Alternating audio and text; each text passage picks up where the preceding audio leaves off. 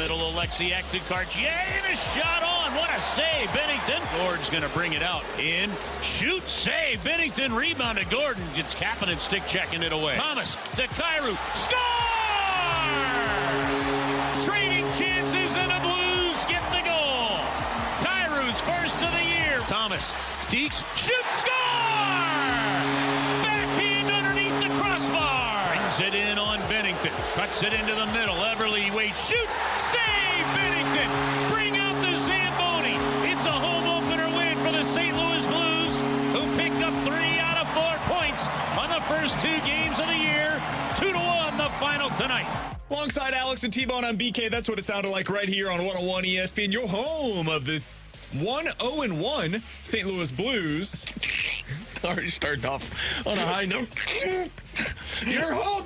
I was going to say you're home of the undefeated St. Louis Blues. Well, technically they are. Undefeated in regulation St. Louis Blues. Undefeated in parts that matter. The shootout is a joke, right? There you go. Unless they win. That is 100% correct. Jordan Binnington, fantastic once again on Saturday night against the Seattle Kraken.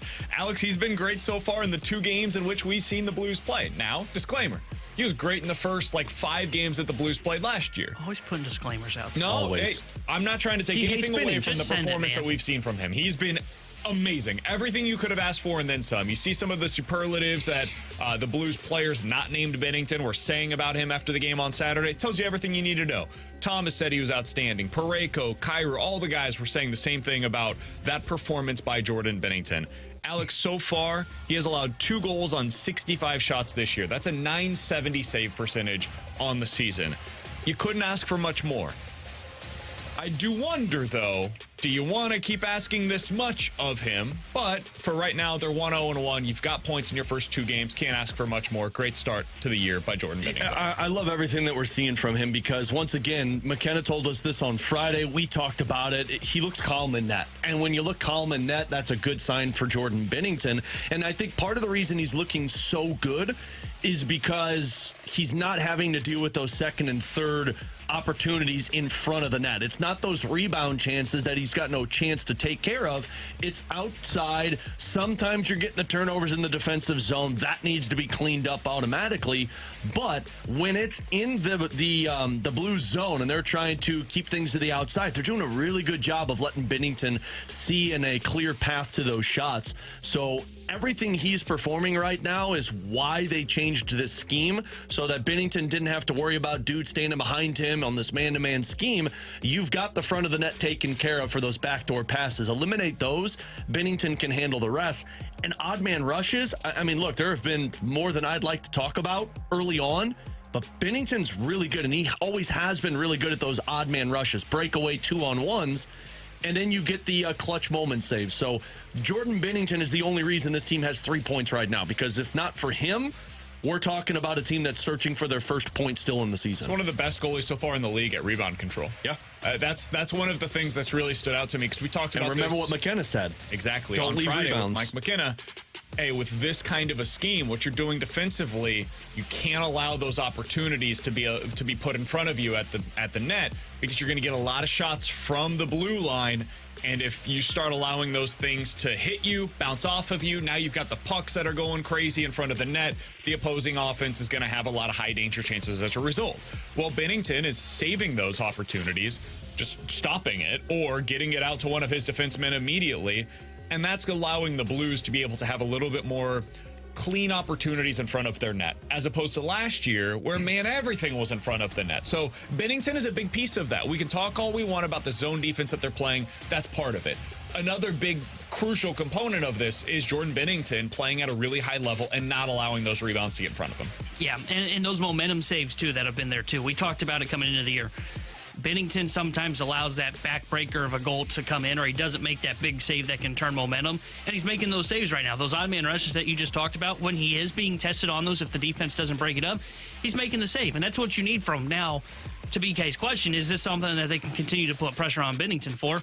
I'd probably lean on the We'd like to fix that part of the game because I don't think he can continue to make those kind of momentum saves throughout the regular season. But right now he's doing his job. And to your point on the rebound control, it's very noticeable because there haven't been a ton of second chance opportunities that are right there in that like trapezoid that we talk about all the time. So I like what we're seeing from Jordan Binnington. I think he's been the MVP of the season so far for the St. Louis Blues in just the small sample size 2 games. The other part of this too is like Binnington has always been a guy that works better when he's got some competition behind him, and I wouldn't be surprised if Joel Hofer gets a game on Thursday, just because you're going to want to get him some reps. And for how Binnington's playing, if Joel Hofer goes in, I wouldn't either. I'd let Binnington keep rolling with it, but Joel Hofer probably hasn't played a game in 3 weeks in this point. He'll get in where he fits in. I think you play him in this one against Arizona, then Binnington, then you go back and forth. Regardless, Binnington's not playing 60-plus games this season. You're going to have somebody who can provide a similar style to Jordan Binnington in between the pipes, which is going to keep him fresher. And that's why, to ask this, I would lean more towards the side of Binnington can keep doing this as long as the defense sticks to what they're doing. I would say next week is when you see Hofer for the first time, because you have 4 days off here. Sunday through Wednesday is off days for the Blues. I know they're going to be practicing and whatnot, but you've got a pretty decent amount of off time based on the way that the schedule's set up for them. And then you play again on Saturday at home against Pittsburgh. That'll be a fun game for him. I would assume they'll want to get him out there again. And then probably like next Tuesday at Winnipeg, that's when I'd like to see Joel Hofer get his first start of the season. And then you've got a back-to-back Thursday and Friday, so maybe you go with Benner on Thursday against Calgary. On Friday, you allow Hofer to get that one on the back-to-back in Vancouver. And then the following week, Jordan Binnington against Colorado. And that's where things start to get really interesting once again for the Blues. But, man, he's been great. He's been great so far. He has lived up to every possible expectation that the most optimistic of Blues fans could have had for him. And he's the reason why right now you've been able to get points in each of your first 2 games of the season against Dallas and Seattle. Now, that being said, the offense is, I wouldn't say the red alarm bells are blaring for me yet, Alex, but it is a concern. It is something that I think we should be keeping an eye on. And the Pavel Buchnevich injury plays into this. So it was just announced, Alex, you said Jeremy Rutherford reported this. JR tweeted it out. Pavel Buchnevich is expected to be out for 1 to 2 weeks with an upper body injury that he suffered on Saturday night. That is something that I am very curious to see how the Blues handle. Because right now, you're basically getting nothing offensively from any line other than the Thomas line. The other 3 lines that you've got going right now, they're giving you very little offensively. And as I think about what the personnel change is going to be, I mean, the easiest one is, hey, you go ahead and you bring up Alexandrov. He's going onto the 4th line, and then Toropchenko is put somewhere into the top 9. That's kind of what they did on Saturday night. Maybe Jake Neighbors is that guy. I would probably rather see that. He's got a little more skill than Toropchenko. Alex, is that what you think they will or should do? Yeah, because of course people are going to say, well, you call somebody up from the minors. Well, you do, but now you're going to have to worry about waivers again. And you want to do the waivers thing again and worry if you lose a Walker or McEachern. So you could bring up a Bolduc or a Dean, but I always go back to what Army talked about in terms of making sure you're putting these guys in a good position.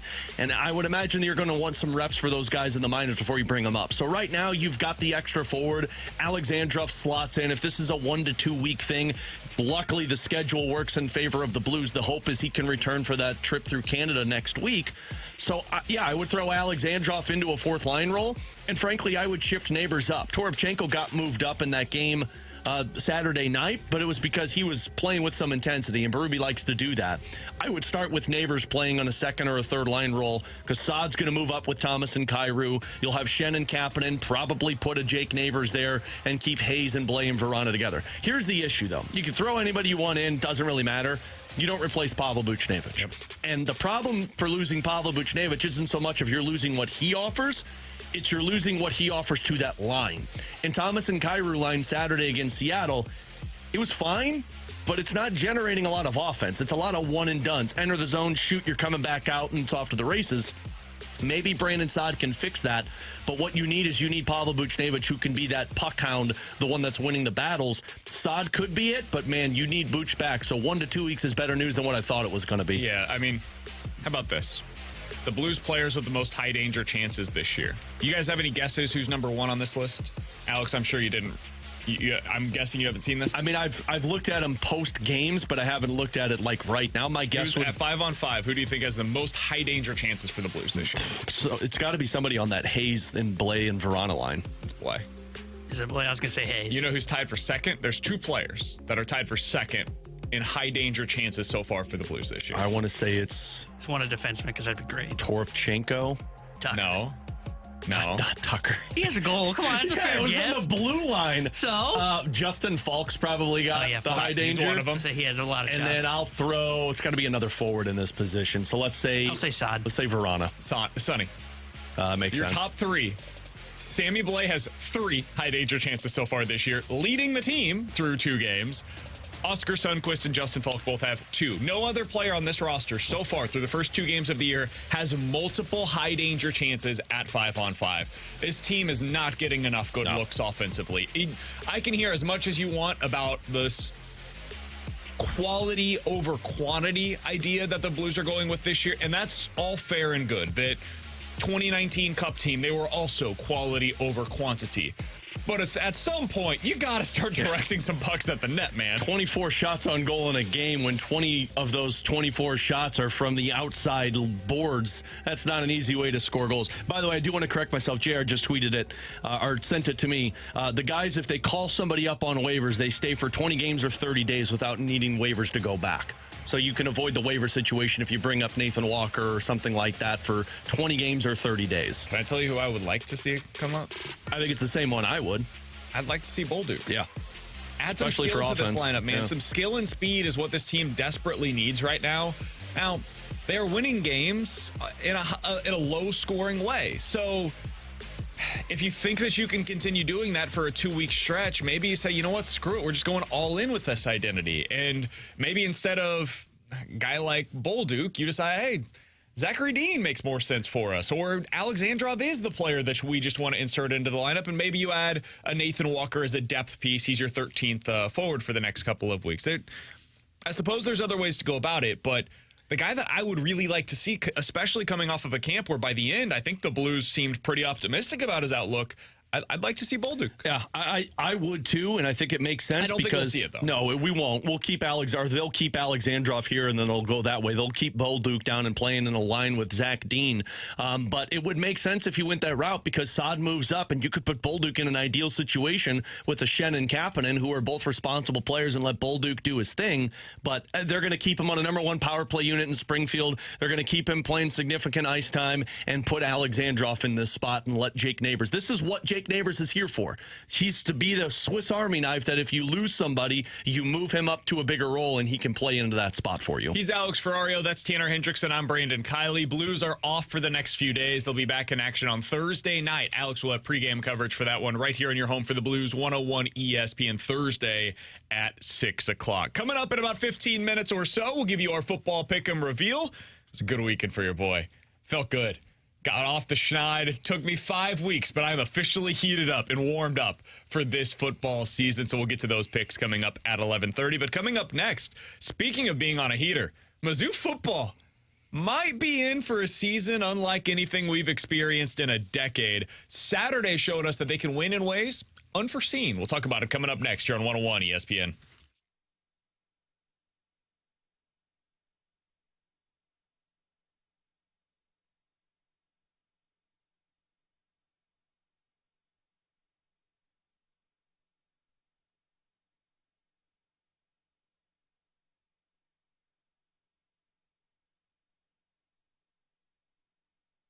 Alex Ferrario with you to talk about my favorite, Ted Drew's famous frozen custard. You've got the perfect fall weather, which means you're going to be spending some time outside, which means put it into your schedule, get it on the calendar to take you and the family over to Ted Drew's famous frozen custard off of Chippewa. It has been a St. Louis tradition since 1929, and by tradition, I mean everybody is always out there in the fall, in the spring, in the summer. You're always getting those concretes, or you get whatever you like. You've got sundaes, mulch, shakes, floats, ice cream, sodas. The best part about it is they have whatever type of flavor you prefer. My favorite right now is just the Oreo plain and simple concrete, but I'll throw some cookie dough in there every once in a while to get a little spicy. What is your favorite? What is your favorite flavor? They have it for you over at Ted Drew. So get on out there, and when you're out there, walk across the street to the gift shop where you can shop a variety of unique apparel, souvenirs, and so much more. They've got adults and kids apparel, hats, drinkware, perfect gift for that special someone. So go out there,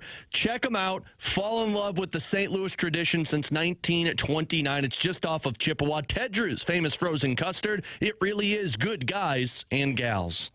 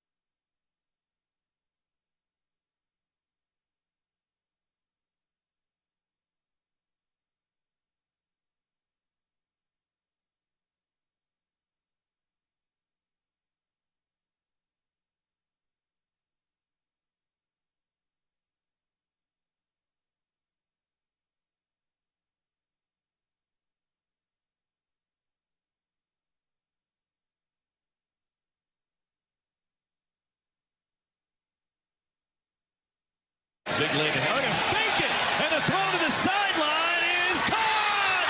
Touchdown, Missouri, Marcus Johnson. And Missouri delivers a counter punch on the fake punt. There's Schrader in a huge hole. He'll take it in, and Missouri's got a 2-score lead. The momentum's away from you, and you got to counter punch and settle in, and that's what we did. We counter punched, and everybody just settled in like, okay, we belong here. We're going to be fine. I'll be honest, man, it's surreal. Right now, it was 14-0, and we looked like dog in the first quarter, and then now we're, talking about a 38-21 win. That is a tribute to that team and staff in that locker room.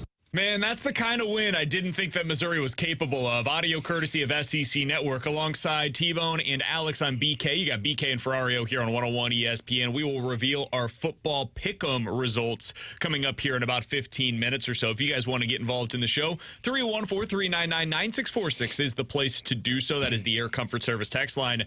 Alex, Missouri 6-1.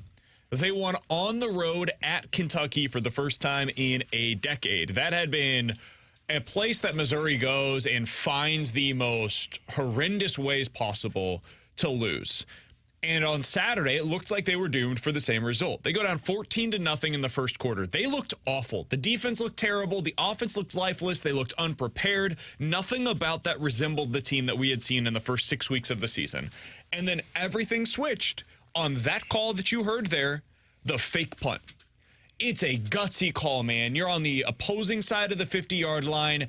It's a really long kick there. You got the 39-yard line, I believe, so it would have been a 56-yarder. Now, can thicker kicker make that? Absolutely. Sure can. It's a tough kick, though, especially in those conditions. So they decide, you know what, we're going to line up for a punt. And I'm sitting there losing my mind at home.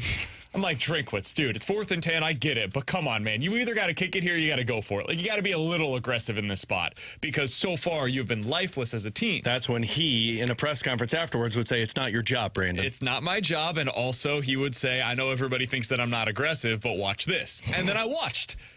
And Luke Baker, the backup punter entering the season, pretends as if he's going to punt, takes about 2 steps, and then drops back and throws a dime to Marquise Johnson going down the far sideline, who, as a true freshman, has made like 7 massive plays so far this year that have completely altered the course of the season for Mizzou.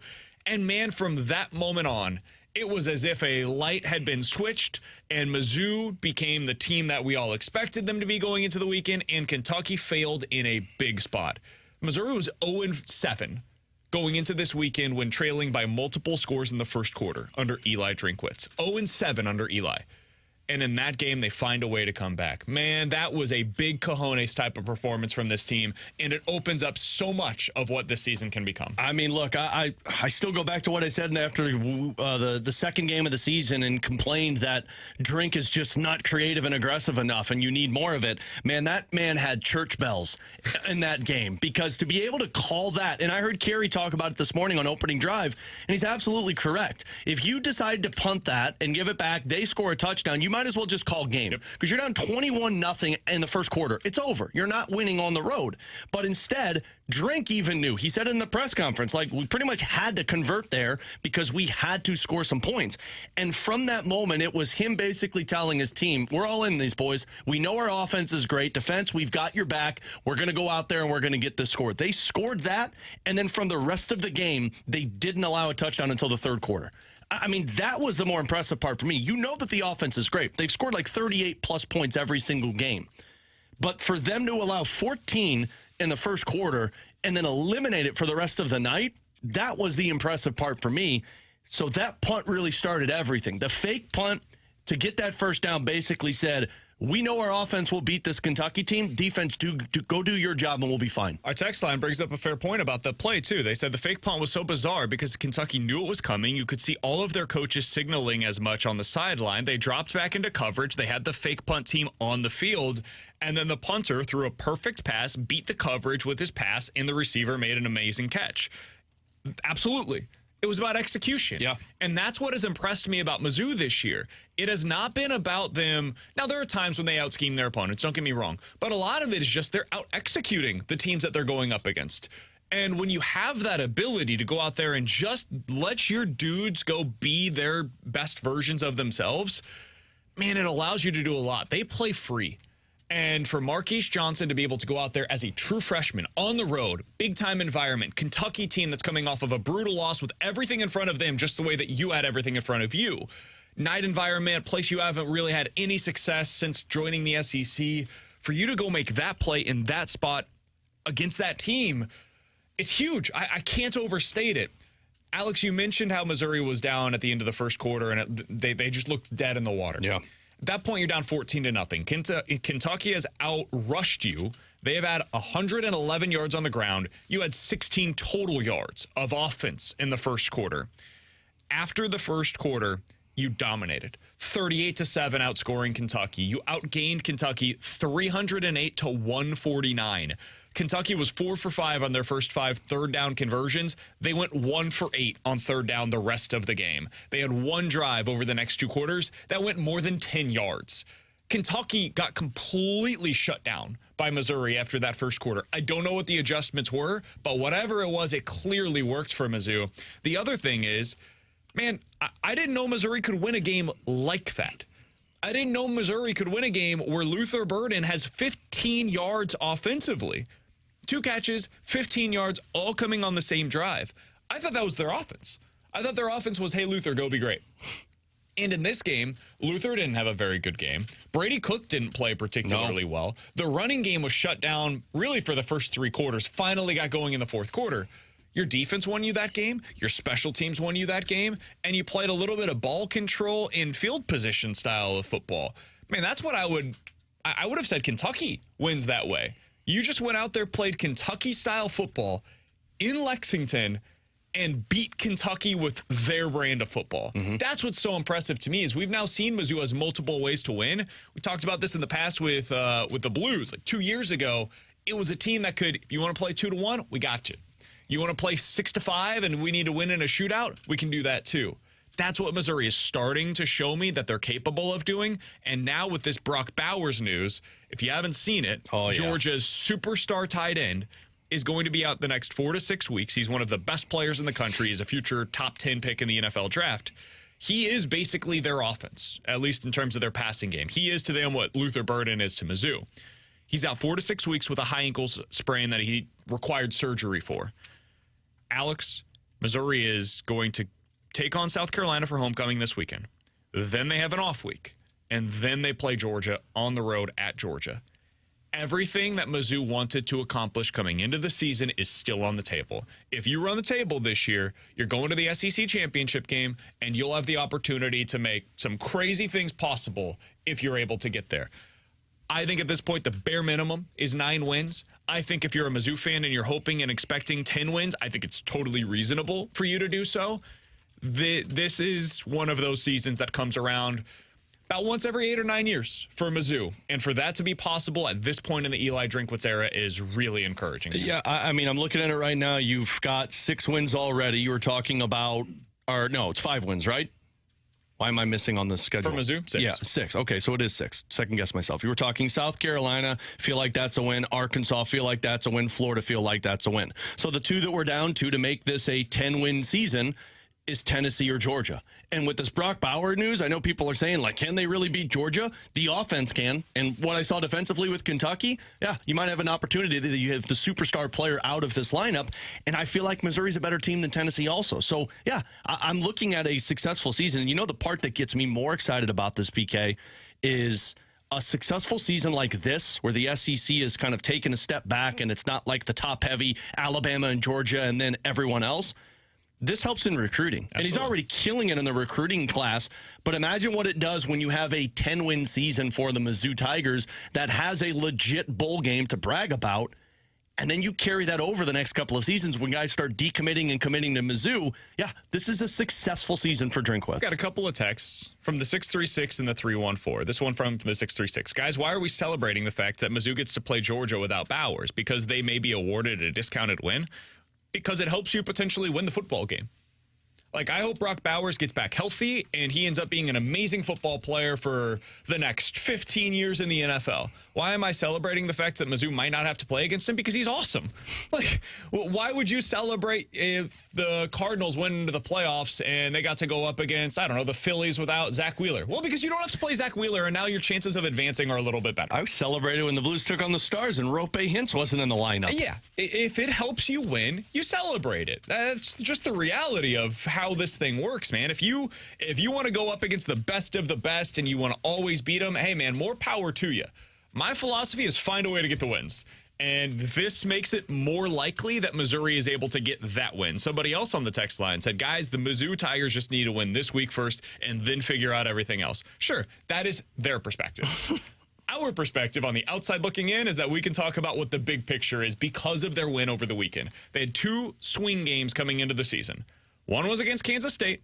The other was against Kentucky. They are 2-0 in those games so far this year, and because they have started the season 2-0 in their swing games, everything that we hoped that could be on the table is now on the table. And then some, honestly. I didn't know that they were going to be able to have a special season. I thought the hope would be, hey, if you win those 2 swing games, now you can get to 8. Well, because Tennessee has taken a little bit of a step back. South Carolina is not as good as a lot of people expected them to be. Florida is meh. Arkansas is losing every game by 1 score so far this year. You look at the remainder of their schedule, there is not a single game on the schedule that is not winnable. There are a lot of games that you could say you're not picking them to win, but they're all winnable for Mizzou. It's a good place to be. You beat Georgia. let's say you beat Tennessee, you win out the rest of the way. Not a college football playoff team. Beat Georgia and say that again? You beat Georgia, you win out the rest of the season. And does that include the college football playoff or the SEC championship? Yeah. Win out. Are you a college football playoff team? There are so many different circumstances that go into this to where it's really hard to predict because it depends on what happens in the Pac-12 with Oregon and Washington. It depends on what happens in the Big Ten with those teams and who ends up beating who and what their records are at the end of the year. It depends on what happens in the ACC with Florida State. Do they lose a game? Depends on what happens in the Big 12 with Oklahoma. Do they lose a game down the stretch? So it's a long way to say this.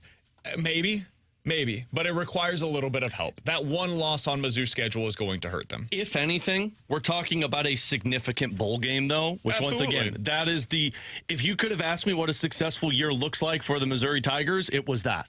Because now everything changes moving forward with Eli Drinkwitz.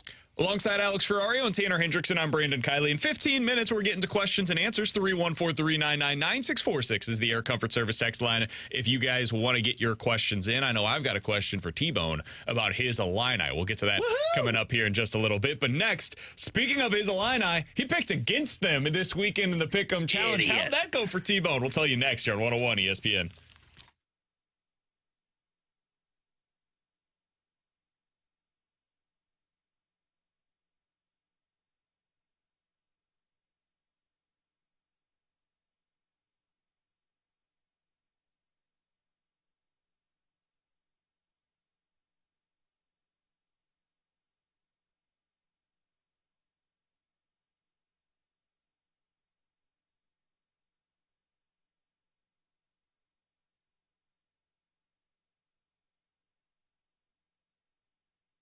Hey, it's BK. So your home has made you equity rich, but only on paper, and you're planning to use that cash to retire, travel. Maybe you just want to downsize, get into a new place that's paid off, and that's all great. But the longer that you wait, the greater the chances are that interest rates could chip away at your home's current value. Well, while that value is still high, the time to act is right now, and you can do so with Truehold.com. They'll buy your home now, and you get to stay in it for as long as you'd like. They'll buy your home for its best current value, and you get to bank all of the cash now, and you'll be able to do whatever you'd like with that money, while Truehold takes care of your property taxes, insurance, and your upkeep. So don't miss out on this opportunity to cash in on your equity, stay in your home for as long as you'd like as a renter by visiting Truehold.com and discovering how much they'll buy your home for today, based on its best current value and not what's coming. Call 1-855-300-9993 or visit them at Truehold.com for the smarter and faster way to cash out on your home's full value without having to move. That's Truehold.com.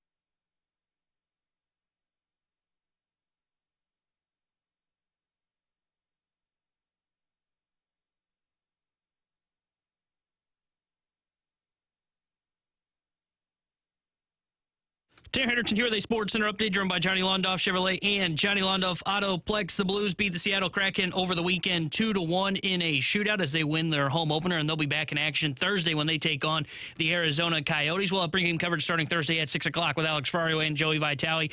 Then Joey will join Chris Kerber for Puck Drop at 7. And tonight here on 101 ESPN, it's Monday Night Football as the Chargers take on the Cowboys. We'll have pregame coverage starting at 6:30. This Sports Center update was driven by Johnny Londoff. Find your road shop 24/7 at londoff.com, londoffautoPlex.com.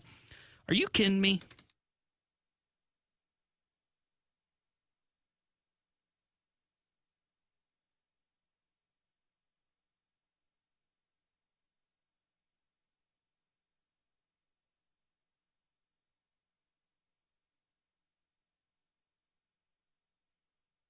Alongside Alex and T-Bone on BK coming up in about 15 minutes. We'll get to our questions and answers. But right now it is time for our football pick'em reveal. It was a good weekend for your boy. I'm feeling frisky on a Monday morning. Come on, man. Don't say that. It's the first time I've been able to have any sort of optimism coming off of a weekend the entire time that we've been doing this. So we are officially 2 weeks in on the current Football Pick'em Challenge. We do these every single month. We get 4 weeks in the course of that Pick'em Challenge, and then at the end of that month, somebody's going to get punished. So, Alex, this past weekend, we all went into the weekend with 3 games, 3 picks on a confidence scale of 1 to 3.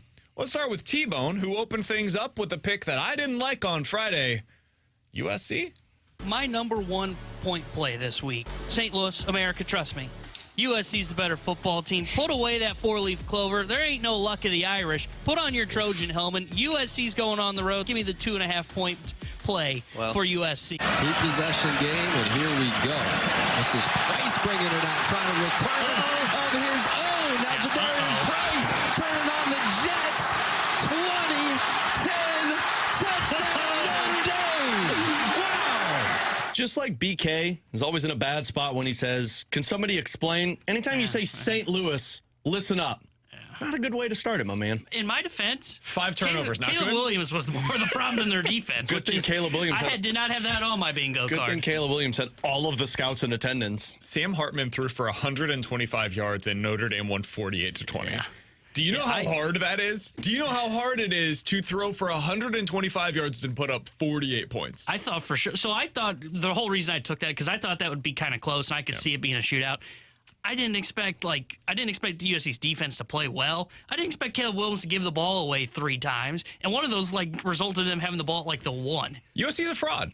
That's what we learned on Saturday. What Lincoln we learned Riley on Saturday is that USC is a fraud, and they haven't played anybody meaningful in the Pac-12 yet. I'm genuinely curious to see what their final record is. 8-4 is not off the table. I mean, they still have to play Utah, Washington, Oregon, and UCLA. They have not played a single ranked opponent prior to this past weekend. They really struggled against Arizona, which was the best team at that point that they had played. They should be on a 2-game losing streak. USC's a fraud. And Caleb Williams is still really, really good. He's had a couple of rough games in a row. He's still the future number 1 overall pick. But yeah, man, that was not good. Chicago's GM left there, be like, are we sure we're not happy with Justin Fields? Drake May, there's some buzz. Maybe he's the guy that ends up going number 1. Bleh. Speaking of the Chicago Bears, Alex. Yeah. How you feeling about your pick, buddy? I'm taking the home team. That's the underdog. I'm saying the Chicago Bears +3 against the Vikings. Pressure coming here, and the ball is out. And the Vikings pick it up down the sideline. Goes Jordan Hicks, and Hicks is in for the scoop and score. What I didn't see happening on my bingo card was Minnesota's defense being the better of the 2 in that game. In my defense... Remember Tyson Bagent? We talked about him a couple of weeks ago. The man from Shepherd College. In my defense... He ended up playing in that game. Justin Fields got injured.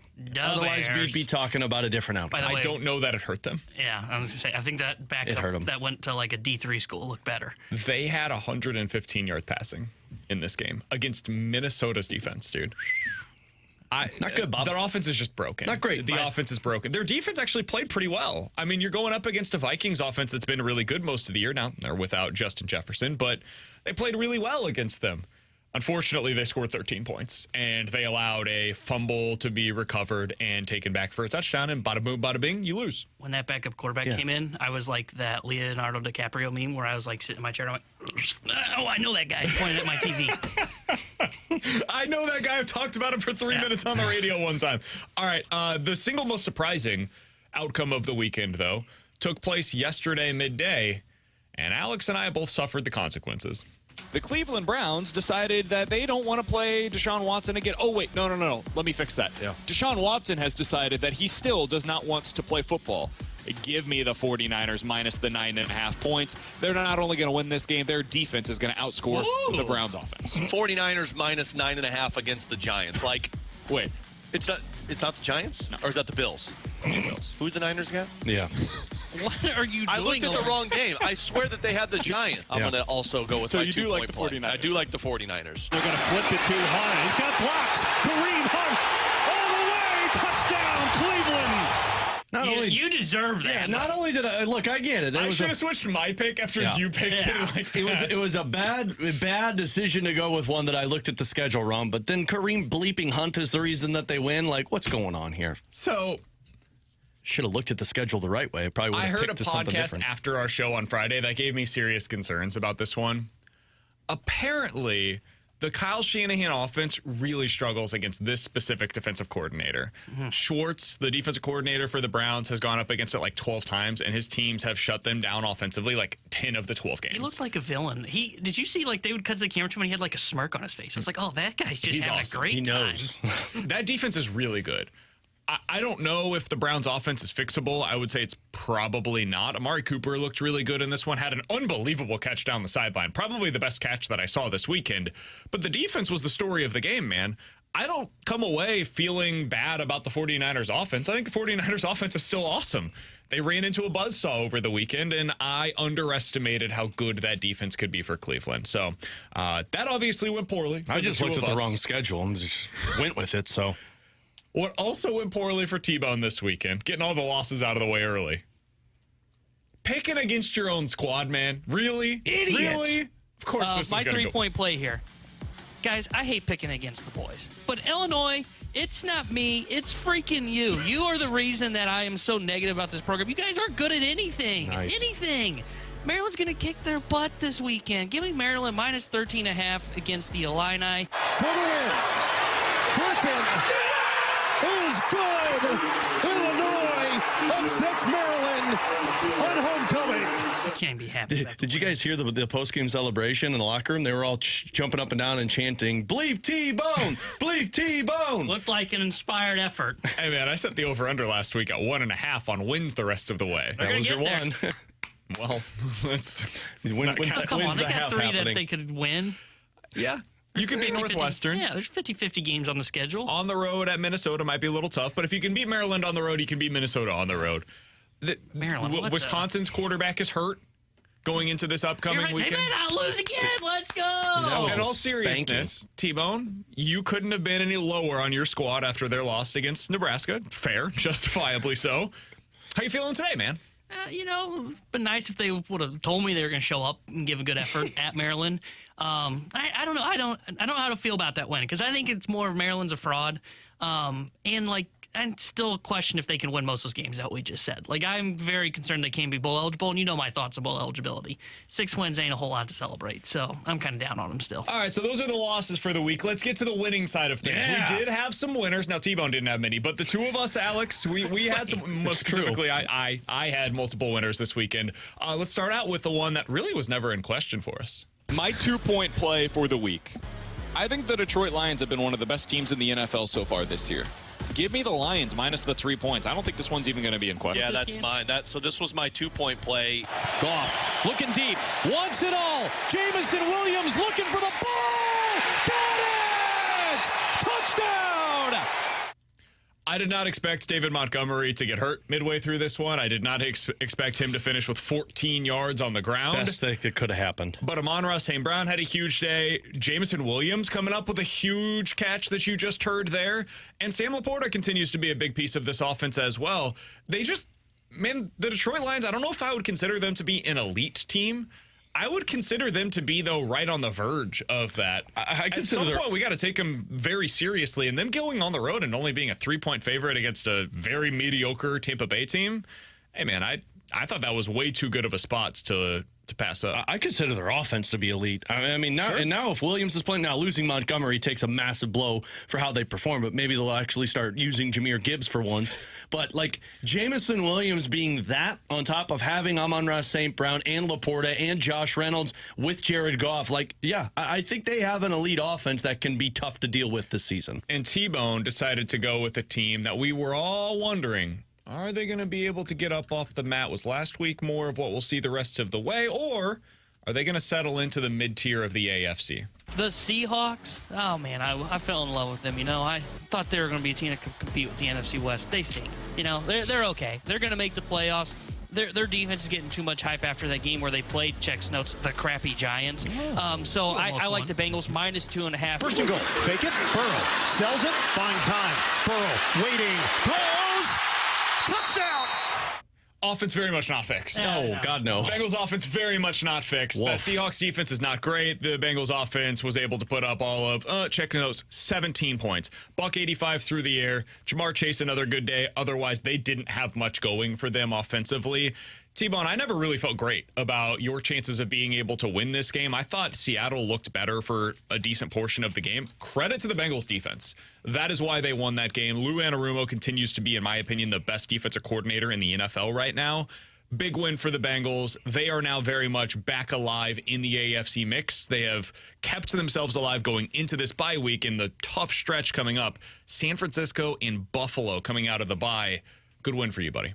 Yeah, they needed that, and so did I, because I was panicked of a big old goose egg in my win column. So that one counted for 2 points for T-Bone. Good win for you. By the way, I got 3 points from the Lions. Alex got 2 points. Or excuse me, the opposite. I got 2 points from the Lions. Alex got 3 points on that one. Good pick, Alex. My final pick of the week was one that had me terrified going in and going out. My 3-point play, I'm going back to the well. Give me the Ravens minus the 4 points. That's a bad idea. This has never gone poorly for me before. Oh, no, this game's in London. Too late. Hand came off the chest piece. I forgot. Lamar dancing around, flings it to Flowers. Touchdown. I think for much of the game, Baltimore also forgot that the game was in London. They didn't really show up for that one. Well, what else is new? The Titans' offense was awful. Absolutely horrendous in that one. The Ravens got into the red zone. Don't check me on this. I think this is an unofficial count. 77 times. Good. And scored, I think, 3 points on those 77 red zone appearances. Now, that is not exactly correct. They got there 6 times and scored a touchdown 1 time. It was a brutal performance by Baltimore. I do not consider them to be in the elite class of the AFC at this point. They've shown me too much to feel the opposite, but I'll take the points where I can get them. Alex, coming out of 2 weeks in the Football Pick'em Challenge, you were at 5 points. You went 1-2 this week. T-Bone is at 6 points. He went 1-2 this week as well. I am also at 6 points. I went 2-1 this week, so we're all right there in that muddled middle. We are all right around 500 through the first 2 weeks of this Pick'em Challenge, and things are going to be determined over the next couple of weeks. Just keep thinking that you're in first place. Look behind you, because I'm going to be DK Metcalf. I'm going to catch up with both of you guys by the end of this. I feel like I'm starting to hit my groove.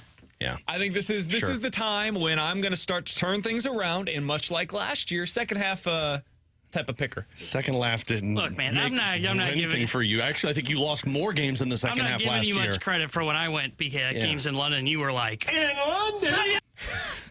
Well, every blind squirrel finds his nut, my man. Yeah. I have a request though. Like when T-Bone loses, because that's who's going to lose this week. Sure. Can he wear a bib when he eats the baby food for the punishment? Absolutely. Okay. I found some good bibs on Amazon. Good. I have some cocoa melon ones at home that you can wear. I've got a bunch of bibs going on right now. Baby boy's teething at home, so we've just got bibs all over. I'll grab one for you. My 2 girls are just in the stages where they just spit all the time. Coming up in 10 minutes or so. No. Got a BK build-up for you, Alex. I'm out. The 3 issues that seem to be plaguing the Blues through the first 2 games of the season. I think they're correctable. We'll see if that ends up being the case. We'll get to that coming up at the top of the hour. Questions and answers is coming up next.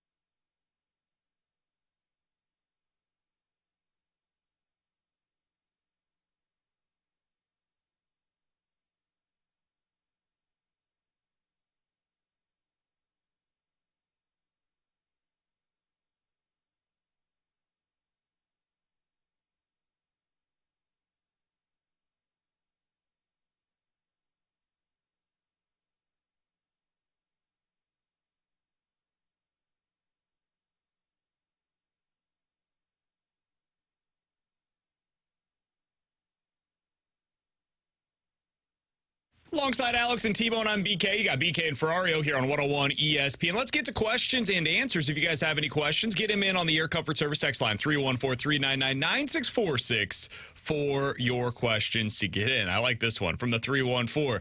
Guys, now that Nolan and Montgomery have clearly outpriced themselves to be signed by the Cardinals, who's Mozeliak going to pursue? First of all, I don't agree with the premise. I don't think that they have outpriced themselves from the Cardinals. Yeah, nobody's ever going to outprice themselves for the Cardinals. Let's talk a little bit about Montgomery. We'll get to Nola here in a second. But has he worked his way at all back into your guys' thought process of what the Cardinals could or should do this offseason? I mean, he absolutely has for me. He's pitching like a legit number one through this postseason. The problem is I don't know if he's in the – or I don't know if he's in his plans or the Cardinals are in his plans. Mostly because you were there, you played, you saw it. Now you go to a team that's going deep into the postseason. If I'm Jordan Montgomery, man, I think that ship might have sailed in terms of the Cardinals call me and say, hey, we're interested. Yeah, I think I'm going to go somewhere else. Yeah, I don't see a reunion coming for the Cardinals in Jordan Montgomery. I think he might actually stay in Texas. I think what Texas is seeing, they're going to say, I think you have to. We've got to consider bringing this guy back. And then maybe they trade from their plethora of starting pitchers, or they just say, hey, the more the merrier, and they carry like 7 guys. But feels very Dodgers-y to me. That's what I was thinking, Dodgers too. make sense. Dodgers start with Snell, and if they don't get Snell, they fall back here. I do think he's going to get overpaid, though, this offseason. And that's like not a shot against him. Like, good for him. I mean, this guy's been shoving ever since he got traded to the Cardinals from the Yankees. So, but he's a guy that it feels like he's played to a bigger contract than everyone's expecting. And then maybe he pitches well, but just doesn't live up to it. We said this a few times during the season. I think they just need change. Yeah. Like sometimes change for change's sake is not necessary, but I think here it is. And I would like to see them bring in some new faces, some new voices, and some new personalities. It's not a shot again at Jordan Montgomery. I think he was really well liked inside of that clubhouse. If you've seen any interviews with him, he's a really likable dude. But I think it's just time, man. So this is not to suggest if he wanted to come back here, yeah, he's a good pitcher who's shown he can really perform well in the postseason. I would have no problem with them signing Jordan Montgomery. I just think there's other guys that I would probably prefer because there's other players in that same range I think make more sense for the Cardinals, Sonny Gray being chief among them. From the 314, guys, what do you think it is that the Blues do well, that they can rely on for the entirety of the season? I think they have top goaltending in the league, and we were seeing that, and when we get to see Joel Hofer play, we're going to see that also. Like, I think they have a duo that is going to be towards the tops in the NHL in terms of goaltending duos. And frankly, I do think their defense is an area that they can thrive off of. And look, I know the shot selection hasn't been good, and really the offense is a little bit of a concern. But, I mean, they're playing the style that Berube's been preaching for them to play the last couple of seasons, stating this team's got to get comfortable in one-goal games and be able to win them. And they're doing that. I know it's not pretty. I know that they're both shootouts, but look, they're not allowing a lot of high-danger chances to either the Stars or the Kraken in 2 games. Does that hold up? That remains to be seen, but I think that's what they do well right now, which seems crazy to say. Yeah, I think right now that's what they do well. I'm not 100% sold if that's going to be the thing throughout the season. I still want to see a bigger sample size. One thing that I'm willing to put like the T-Bone stamp of approval on is the PK. I think the PK looks legit, and it looks really good. I think that is going to sustain, and that is something they're going to need. They're going to have to figure out the power play. The power play can't be 0 for 7 with 2 shots. That does not get the T-Bone stamp of approval. No, it does not. They're going to have to figure that out, but if your penalty kill looks better than it did last year, that's going to significantly help this team because last year they could never buy themselves a PK stop when they needed it. I think it is the goal suppression. That's what they have to be good at this year. Yeah.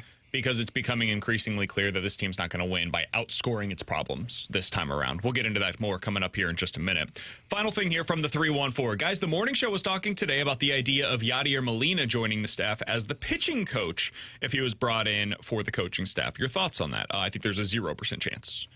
Like, 0. As a what? Pitching coach. God, no. This team really believes in Dusty Blake. You don't have to agree with them. That's fine. This team wants to go down the path of that style of pitching. And by that style, I mean the same style that is working in other markets, guys. The Astros do this. The Minnesota Twins do this. All the teams that are succeeding, they do the things that the Cardinals are trying to implement into their system. Hell, the Texas Rangers do this stuff. I know that Mike Maddox is this old school guy.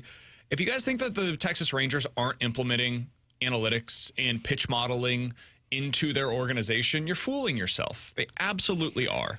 So this is the kind of stuff that the Cardinals are working with, and that is not to suggest that Yadi won't do any of those things. I think he's going to have to if he wants to be a manager in Major League Baseball nowadays. But if he's going to join this staff, I think it will be as a bench coach. I think that will be the role that you'll see him announced as, and he will have other things that he helps with. Will he help with the pitching? Of course he will. He's got an expertise in that area. Much like Matt Holliday was supposed to help with the hitting last year, that'll be just something that is underneath his umbrella of obligations within the organization. If he's hired, I think the position will be as a bench coach. For the people that are concerned about Dusty Blake moving forward with him in this organizational mindset, you're about to get a slap back into reality this offseason if you're trying to pursue some of these top free agents and they don't want to come to St. Louis because you haven't implemented what other teams have in terms of growing the pitching style in Major League Baseball today. We heard Michael Wacha talk about it with what he learned, where he went, and unless they really back this Dusty Blake mindset, you're not going to be bringing in free agent starting pitchers. You're going to have to develop, and let's be all honest, the development hasn't been pretty over these last few years. Yeah, Dusty's in the same role Jeff Albert was in, except the pitching side of things, to where he is going to be the guy that's going to help kind of get this organization back to playing modern baseball with pitching. Pitching's been lacking for them the last couple of years. It finally came back and nipped them in the heels this year. He's going to be the guy moving forward, whether you like it or not. And I've been critical of his in-game adjustment with pitchers, but he wasn't going to be able to help those guys last year. They just didn't have pitching. Coming up next, I've identified 3 things that have me concerned. Not panicking, but, concerned about the Blues over the long haul. Alex really likes this team, of course, came into the season being optimistic about them. I want to throw my 3 concerns Alex's way to find out what is his level of concern on these things. Am I overreacting? Is it a small sample size that is going to turn around? Or is it something that is a legitimate concern long term? We'll get to the 3 biggest questions that I have concern-wise about the Blues coming up next here on 101 ESPN.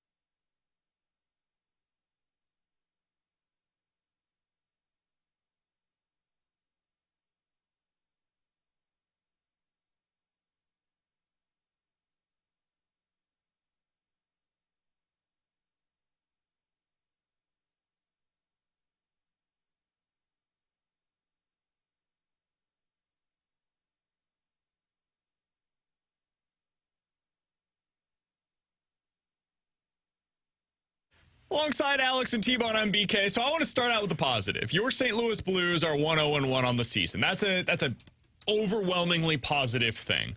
The defense has clearly improved. They are giving up fewer grade A chances than they did a year ago. Jordan Binnington is playing as he did early on last year, but playing like the goalie that we all hoped and believed he could be, and we've seen him capable of being at times in the past. Those are all really, really positive things, Alex. But there are things early on in the season that I am monitoring. Not that they're going to completely hinder the season and hinder this team's ability to compete, but things that could get to that point if they don't get corrected. So I wanted to throw a few things your way, the 3 areas of the team that I am wondering, is this going to be a long-term problem? And I want to get your thoughts on it, okay? All right, a T-Bone 3. I'm going to call this a BK buildup. T-Bone, hit my open.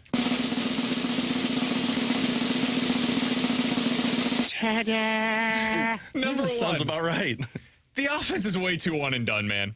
They're not getting many shots on goal, and when they do, it's typically a one and done opportunity. They have been outshot at 5-on-5, 53-39 so far this season. They have given up 20 high danger chances. They have a total of 14 high danger chances so far on the season. The guys that have the most for them, Sammy Blais is at number 1. That's not what you want, and that's not a shot against Sammy Blais. It's just not who should lead this team in high danger chances. And then tied for second, the only 2 players that have multiple opportunities that are high danger chances, not named Sammy Blais, Oscar Sundqvist and Justin Falk. Man, where's your top line? Those are guys that should be generating some serious offense. This team has not done well enough offensively through the first couple of games of the season.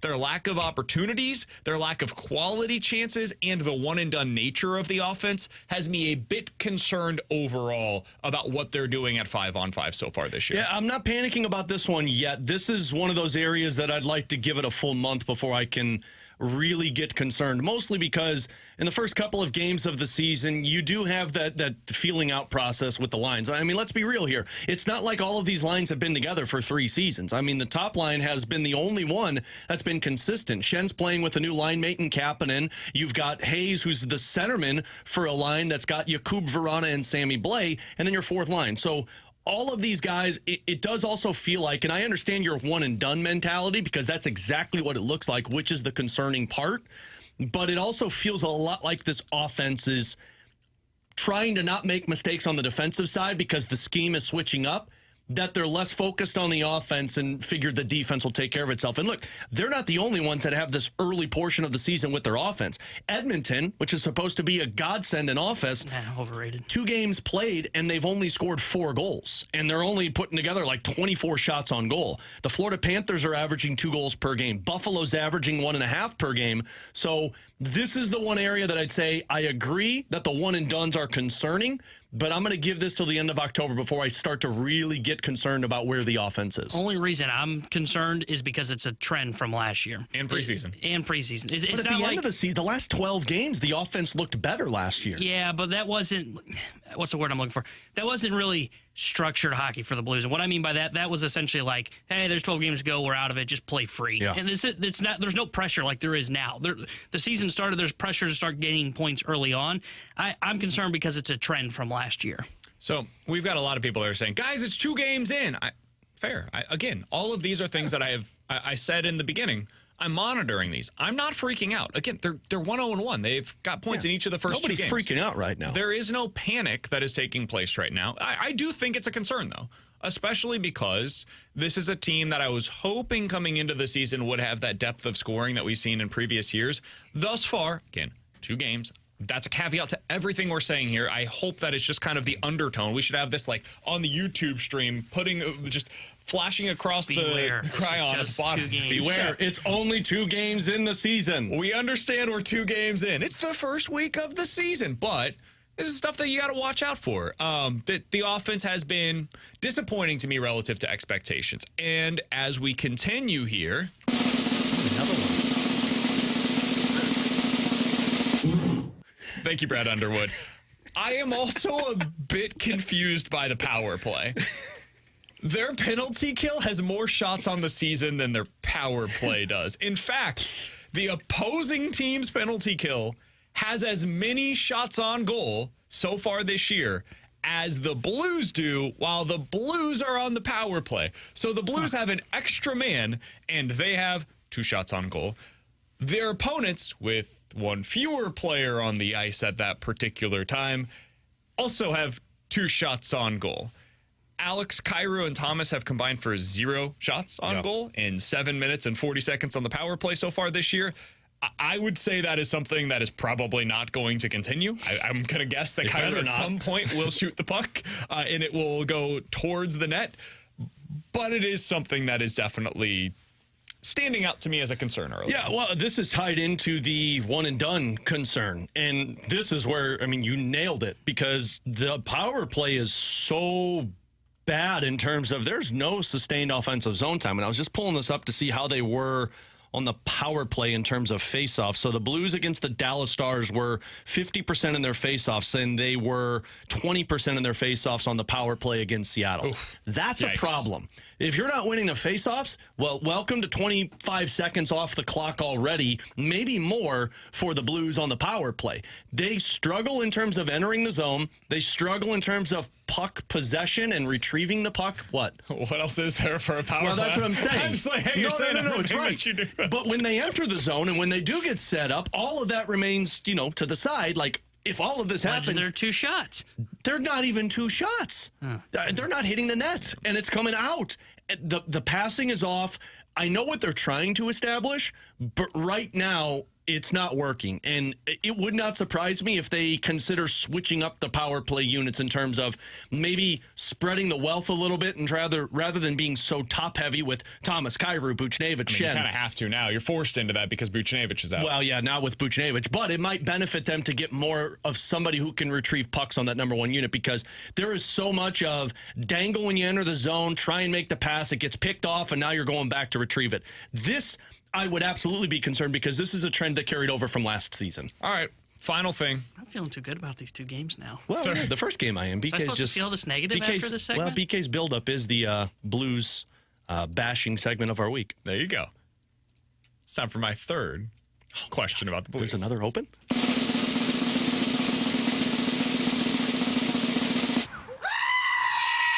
Oh, I like that one the most. What happened to this depth of scoring we've been hearing about, man? And what happened to the speed with the Blues that I was hoping that we would be able to see? The speed was never there. I think someone pulled the shade over our eyes, like, hey, guys, this is a fast team. They've got fast players on this team. So I didn't expect this to be like vintage Red Wings, where you're getting a whole bunch of 20-goal scorers. I thought they would have, like, some dudes that could put some points up, though. It feels kind of as if it's Jordan Kyrou and Robert Thomas, and that's kind of it. Like, and obviously Buchnevich will get up there, and this could change very soon.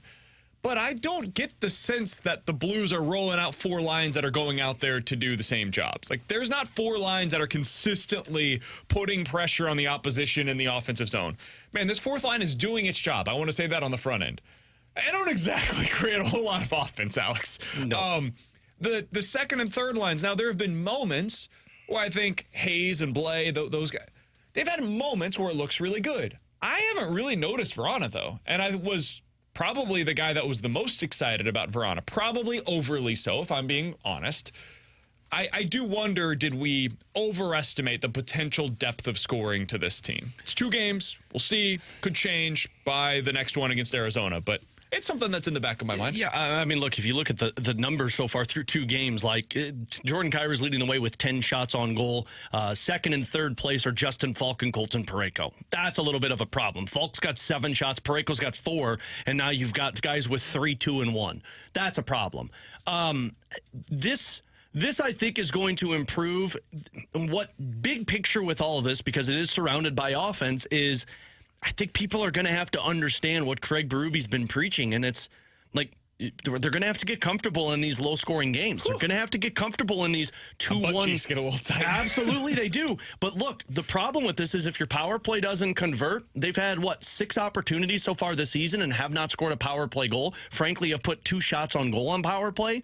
That's where the depth of scoring is going to be coming in for you. Like, if your power play is not successful, 5-on-5 this season, because they are putting such an emphasis on the defensive side, is going to be a lot of boring the other opponent into the point of they make a mistake and the Blues capitalize.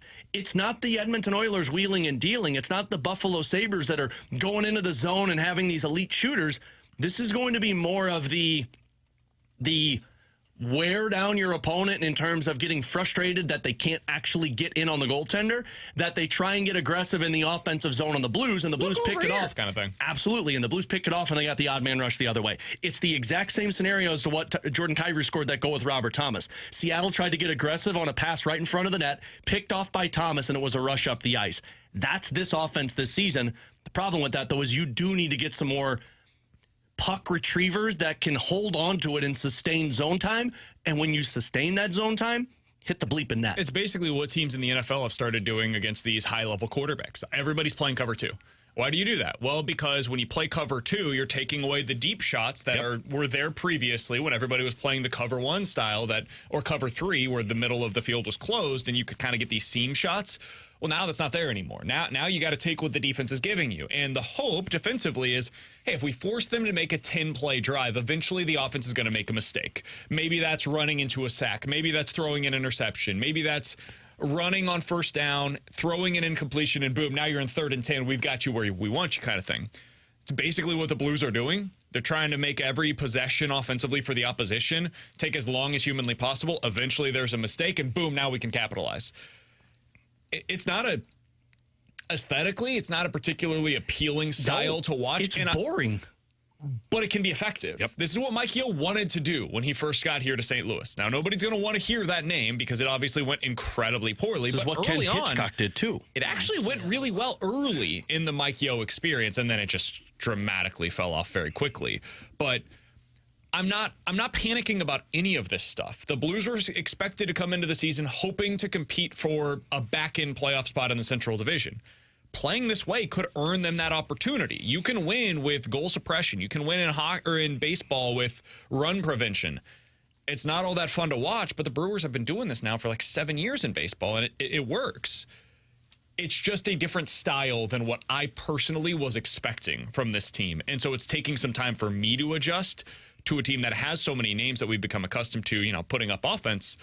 Now playing more of a defensive style. Yeah. And we'll see if that is something that ends up sustaining over the long haul. Coming up next, we got to get into some NFL quick hitters, including, some big-time teams that struggled offensively over the weekend. Which one of those is most concerning, and which one of those are you saying, I think they're going to be A-okay moving forward? We'll get to some of that coming up next here on 101 ESPN. It's the first week of the season.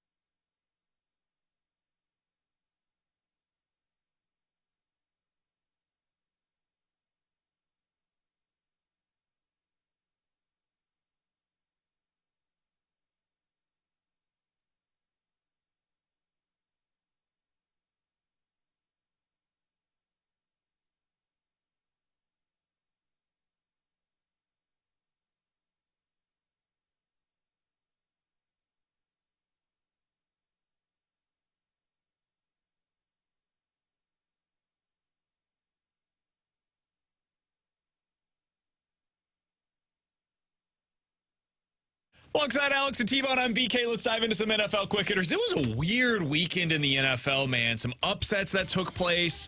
Offenses that have been great all season long, kind of throwing us off the scent. Chiefs failed to score 20 points against the Denver Broncos on Thursday night. That was just the opener of what ended up being a really ugly day of NFL football. As great as Saturday was, and honestly, you could go back to Friday night as well with that Colorado game. It was a fun weekend of college football.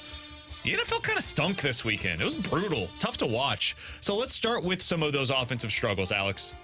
Chiefs, Bengals, Seahawks, 49ers, Eagles, Bills, and Ravens. 7 teams that we went into the weekend thinking, pretty good offense, really good teams, all struggled offensively. Out of those 7, who would you pinpoint as saying, okay, I'm most concerned about this team with what's going on offensively with them right now? It's the Bengals. They had one good week offensively. I'm like, oh, they're back. And then you laid that egg against Seattle. And I get you won the game. Doesn't matter. Seattle's defense is not great. Like, Joe Burrow's pretty much had as much time as you can ask for your quarterback to find the options. Jamar Chase was great. But you know what I learned about the Cincinnati Bengals in the last 2 weeks? If Jamar Chase isn't open, the offense isn't elite. And that's a problem if that's your only option. So I'm starting to really wonder if Cincinnati is a playoff team this year. I've got concerns with Cincinnati and Baltimore. Those are the 2 for me that stood out. Can I hone in on Baltimore for you? Yeah. That's my concern as well. I think we overreacted a bit, myself included, to the struggles against Pittsburgh because most of that was drop related. Their receivers were dropping everything. But there comes a certain point in time where a team tells you who they are repeatedly, and we just have to listen to them. The Ravens have told us repeatedly this year, the scheme is there. It's all working. Guys are getting open. And they can't seem to make plays. It gets bogged down in the red zone, and they can't continue to put together successful drives. Even in this game against Tennessee, man, this is a pass funnel defense. They are wanting you to pass the football. Okay, great. Ravens have this new style passing offense. Lamar's been playing mostly pretty well this year. Receivers can get open against it. Well, they didn't do much through the air against this Titans defense. I understand that it's in London and weird stuff happens in London. I'm officially... wouldn't say concerned. I just think the Ravens are an average offense. I think that's who they are. And if you're going to be an average offense with a above average defense, not a great one though, I don't think you can be a legitimate contender in the AFC this year. I mean, you guys are preaching to the choir right now. I was told Todd Monken is going to be a godsend to that team offensively, and he has not been. Like, the routes just don't look like they make sense. Lamar Jackson looks confused on the field. This offense is an average offense, and their defense isn't good enough to be an elite team. So they're another team that I don't know if they're playoffs. Good to see Lamar finally running this week. That was the one thing that did end up kind of changing things for them offensively. They have yet to have a 100-yard receiver on the season. Not a single one of them. I thought they had the weapons to do that when they came into the year. I mean, he had Zay Flowers, Andrews, Odell Beckham, and he's done nothing in that offense. He's been a terrible offseason signing. And then on the Bengals, too, like, I thought this would be the week that we definitely honed in on, hey, Burrow is healthy. It's time to go for the Bengals. I mean, he looked healthy, and for a guy being open like 7-11, I didn't get him the ball very often, so I have some concerns about Cincinnati as well. All right, let's continue with NFL quick hitters. Which team that pulled off the surprising upset on Sunday is more likely in your mind to evolve into a legitimate contender in the AFC by the end of the year? The Browns or the Jets? Man, we can call contender like a playoff team. Yeah. I want to say the Browns, but man, that quarterback situation is very odd. But Cleveland's, I can't pick the Jets because it's been inconsistent. 1 week, the defense looks like it can carry into the playoffs, and then the next week, they look like they don't have a defense. Cleveland, at least, has been the same every single week. Their defense leads the way, and their offense is just good enough. So I'll say Cleveland here because I also think the AFC is so wide open that somebody could absolutely jump into a playoff spot. Yeah, see, I think I would take the side of the Jets. The defense was dominant again last night. I actually like the defense, and they've got a better running game, I think, with Breece Hall. When Breece Hall is right and playing well, they can run the football. And Ford's been a nice surprise for the Browns. But I don't trust either quarterback, Wilson or Watson, so I'm just going to lean on, okay, which defense do I like plus the run game, and that's where I'd give the edge to the Jets. And if Aaron Rodgers does come back towards the end of the season, well, that changes everything. It would change everything. You're right. No, what you said is 100% correct. Oh, I know. He's a miserable you-know-what. He's not coming back. Whoa. He was throwing the football on the sideline. Okay. It's a torn Achilles. Did you see that mustache? It's coming back. I did. He's not. He's not coming back. Is that who you emulate yours at? God, no. I actually do agree with you guys that it's the Jets. Look at their schedule coming up. They've got 3 wins. You probably got to get to 9 by the end of the year, right? They can beat the Giants. They can beat the Raiders. They can beat the Falcons. They can beat the Texans. They can beat Washington. They can beat Cleveland. They can beat New England. There's 7 games that you can absolutely see them winning. The Jets have just enough game breakers offensively. If Garrett Wilson and Breece Hall stay healthy, to be able to get enough big explosive plays to keep them in games. And that defense is really good. It's why everybody was excited about them, before being honest, going into the season. The belief was, hey, elite level defense paired with an elite level quarterback. It was basically the Patriots model, but just in the Jets system. So I think that they're a team that can be a contender. I do not believe in this Cleveland Browns team at all. I don't believe in them. I think they're frauds. I think they had a really great game plan against the 49ers offense. I think this team's going to start turning into a pumpkin once again, sooner rather than later. All right, next question for you as we go through NFL Quick Hitters, Alex. As you're watching on a weekly basis, who is the team for you that you watch and you say to yourself, man, they are a quarterback away? They've got everything else in place, it seems like, but they're one quarterback away, and if they could get that guy in place, everything would probably fall into place for them as a legitimate contender in the NFL. I mean, it's kind of the Jets.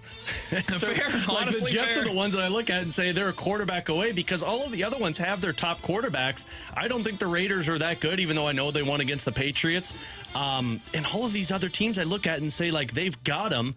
Tonight, I've got a couple. Tonight, I'm actually kind of curious what Dak looks like. After as crappy of a week, they might be the team that's a quarterback away. But I'll say the Jets, because they're the only one that I could look at and say they've got the stuff. That's a good one. I would throw Cleveland in this conversation. Deshaun Watson not living up to the hype of when they traded for him and giving him the fully guaranteed deal that they can't get out of for, what we say, 3 years or something like that. They're a team that I look at and I go, gosh, if Deshaun Watson was the guy you saw in Houston, we'd be talking about them as a contender for the Super Bowl. He's just not that, so I think they're a quarterback away. Got 2 teams in the NFC South that immediately come to mind for me. New Orleans? Nope. Colts. Nope. That's Different Are they even in the NFC South? No, oh, yeah. they're in the NFC. The Bucs and the Falcons. I think both of those teams are a quarterback away. See, I don't think the Bucs are going to look like this in a couple of weeks when they trade away Mike Evans. Maybe not. But as I've watched them this year, I think to myself, man, that's the same defense that won them a Super Bowl. It's the same team. Yeah. Like, their defense is really good. Detroit, we gave Detroit all the flowers. They deserved all of it. They struggled to get things going offensively for about 3 quarters in that game. And eventually the defense broke because the offense could get nothing going. They are a terrible running team, and they've got to eventually get that thing figured out. They need to improve the offensive line. But they've got enough weapons. They just don't really have a quarterback that can take advantage of them with Baker Mayfield. I think that's a team that might end up making the playoffs. Tampa Bay's pretty good. They just don't have a quarterback right now. I know, and then the Atlanta, other one, yeah. Dude. I should have thought of this one. Desmond Ridder is terrible, man. It's awful. He's put up some numbers, like volume stats over the last couple of weeks. Some of the throws that he made against Washington were among the worst that you'll see in the NFL this year. Well, and he makes them because Washington is just embarrassingly bad. Did you see Arthur Smith's face after that big interception in the red zone? After didn't they take a delay of game 2? Dude. He was beside himself. Just get me a quarterback. Them saying immediately we're not interested in Lamar Jackson this offseason is looking like a worse and worse decision every single week. If you put a top 15 quarterback on if you put Kirk Cousins on the Atlanta Falcons next year, that's a team that not only can make the playoffs, that's a team that could go on a little bit of a run because they've got weapons, they've got a good offensive line, a great running game. They just need a quarterback. So for me, those would be the 2 that immediately come to mind, with the Atlanta Falcons being at the top of that list. Yeah, I should have thought of the Falcons. They're the poster child of give me a quarterback, please. They should trade a ton of assets to get up into the top 3 if they can next year. Nobody's going to probably trade out of those, but it'd be helpful if they can. I would put Washington in this conversation, too. I like some of the weapons that they have. Like They've got a decent team, defense. I think they would be a guaranteed playoff team if you insert a top 15 quarterback. Sam Howell, I don't trust. I have the same feeling about Sam Howell as you do with Desmond Ridder. Oh, Sam Howell's bad. I just don't feel the same way about the supporting cast as you do. Yeah, I like their weapons. I don't think it's anything that's great, but I think if you put a quarterback on that team, like if Kirk Cousins was there, that's a playoff team right now. Agreed. But they're stuck with Sam Howell, and they were another one of those that was like, oh, Lamar Jackson. Look, let me tell you about this guy we drafted in like the fifth round. That always works. Yeah, whatever. Coming up in 15 minutes, we'll dive into the junk drawer, but coming up next, Dan O'Dowd, former Major League Baseball general manager, put together a list of the things that a championship caliber team needs in order to win in the postseason. Alex, I want to go through this checklist with you to find out how many items the Cardinals can check off going into the offseason. We'll talk about that next year on 101 ESPN.